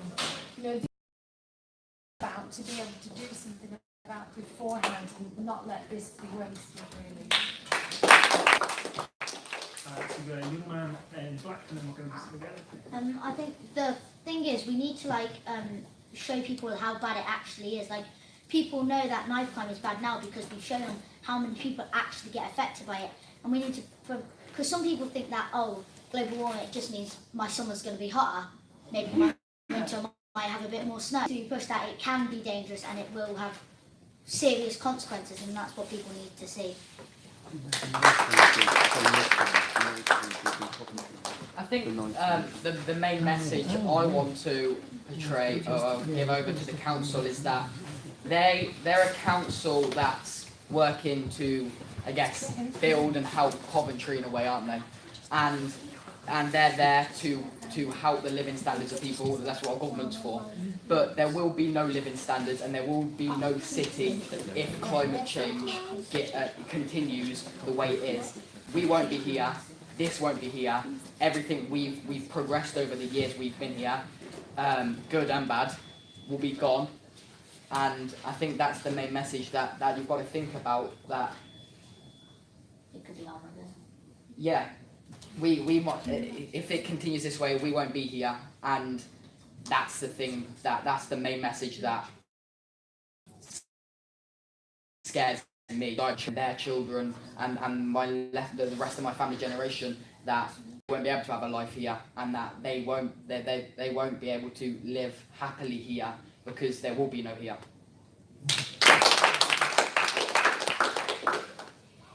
So, well, in the first place, apologies for my English. Can you stand up? Stand up, please. Thank you. I was going to say apologies for my English, it's not perfect, and also apologies because I'm very anxious of your confidence in speaking in public. I love the emotion of speaking in public, but it normally also comes with difficulty in the environment. But and also, and I'd say more importantly, thankful, because you are doing politics. From my perspective, I study political philosophy. That's the most interesting part. But I wanted to suggest that doing politics also comes with a duty, and the duty is never shared. So I've heard this belief that if we make media to talk about this, then everybody will know and everybody will change. Everybody talks about Brexit today, but we're really far from agreeing on that thing. So I just wanted to call your attention on this thing. We all here have in common that we believe that the climate is changing, meaning that we have in common a premise. We believe science. And we believe science not because we are scientists. I think none of us has observed the climate changing. We just trust that. And we need to build a trust in order to make this belief a common one. So when you talk about this problem you have with being bullied, just remember that there is another side to that. There are a lot of people today feeling bullied by scientists. But I would say us, because I'm not one believing in science, and very often I've felt people who didn't believe in climate change are just idiots. They are not. They just have missed, we haven't shared the right language. So I think the council could do is providing moments like this, but in which everybody is represented, also those who don't believe in science because they weren't given the opportunity to, how can I say, develop the trust in experts. I think that would be on a slower path, but something that helps. I just wanted to say that maybe the council should involve the City of Culture into this, because obviously we're not City of Science or anything, but that's not what the thing's about. But surely the culture should be about all communities coming together to care about the environment, and that would look good on Coventry, obviously. We all want Coventry. So there was somebody from the City of Culture who registered. I don't know if she came, but No, she didn't. I represent her. Oh. you're representing the City of Culture. Yeah. Have you got any thoughts about what you've heard here? Because you've been here all the time, haven't you? Do you want to go at the front and just say what you think? Fantastic. And tell us your name as well. My name is Prudence. I work for City of Culture as a senior finance officer. Being told to come and represent was Laura Macmillan. Yeah. Supposed to Yeah.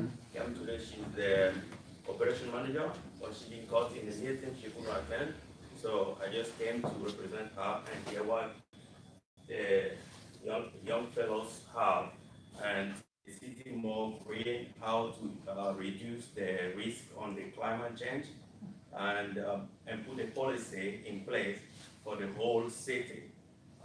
Is something we are thinking of, and we're putting things in place to help people more understand the risk, we going forward, how it's going to affect not only the city but the whole world.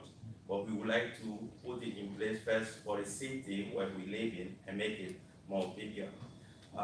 For my young sisters and brothers here, I would like to say, don't give up in what you're doing, because in everything we do in life, there's always someone who will be somewhere telling you what you're doing is not good, and you've been bullying whatever you're doing in the life.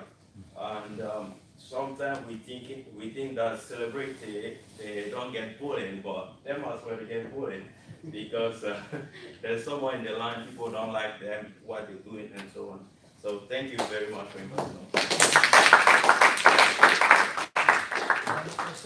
David, and then we'll come back. Yeah, I was just going to say that perhaps one of the possible outcomes could be to ask Coventry Council if they would appoint an education officer or give their education committee some kind of responsibility to ensure that schools do run lectures on climate change or appropriate teaching. I don't know if that's a possibility. Well, why don't you start a petition off? Is that the best way to go? It's a guaranteed legal process. Okay. Okay. And it has to be processed for the council system. They can't avoid it. Okay. It's something to think about. Yeah. So what we should do is put some words together, circulate it among the people that we've got emails of. So if you haven't given us your email, give us your email, and we'll agree on the wording, and then we'll move that. We'll submit it to the. I'm happy to check the wording for you as well if it helps. Wonderful. Thank you. So should we try and maybe round off? So we'll take the hands that all seems. Sorry, I just wanted to add as a suggestion and as a follow-up to this session is that Coventry as a city has two great resources in the form of the two universities of Warwick University and Coventry University. I think it's required that we really tap these two resources in terms of not just representatives from the university. I also say this with some experience because I've been working with the Wuppertal Institute of Climate Change in Germany, and they have this model where they have collaborated with the Wuppertal Municipal Council, and they carry out these experimentative projects within the cities in collaboration with the citizens or with the city dwellers. And that generates massive interest and massive ownership of those projects and massive, I would say, some kind of accountability as well as, some stake in the entire thing in your city in terms of climate change, in terms of these projects, in terms of implementing these sustainable activities. So I think these two resources are very important for the city.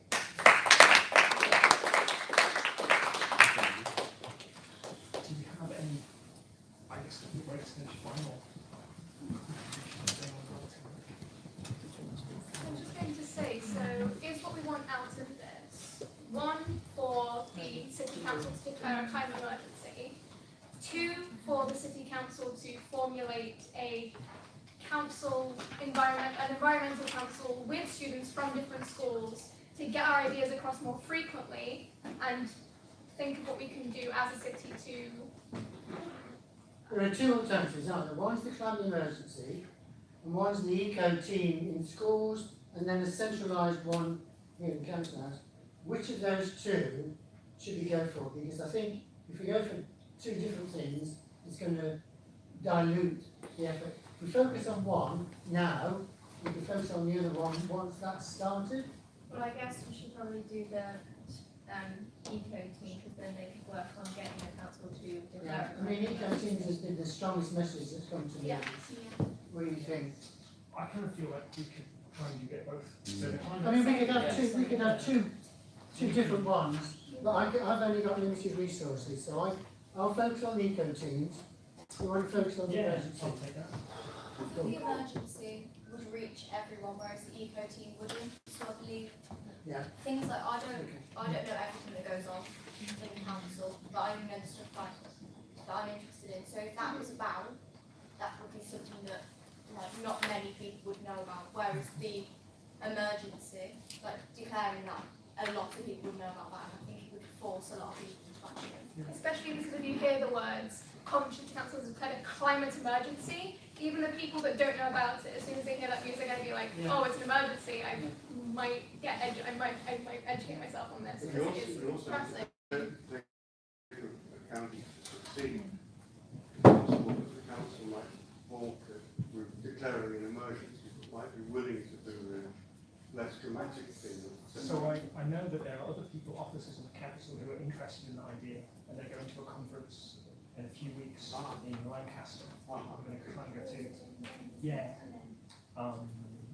What's that meeting in Lancaster? So it's for people interested in getting, because there's 40-odd local authorities that have made this declaration, and they're creating a policy for carbon neutrality. So if you go to our website, so it's unacov.uk, it's on there in the events list. Yeah, great. We can mention that, share. So Okay, fantastic. Yeah, Final word.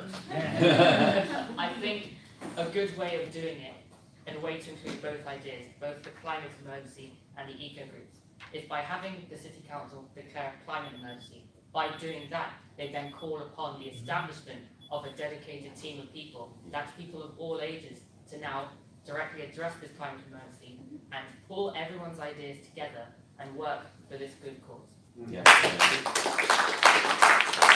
I'd really like to thank, I mean, you can stop the island chat if you want, but I think we need to draw it to a formal close. I've been overwhelmed with this event. It's been fantastic. Really like to thank you and everybody else who's had to leave early. And this will move forward now. We've got a direction, and we'll take it forward. Thank you very much.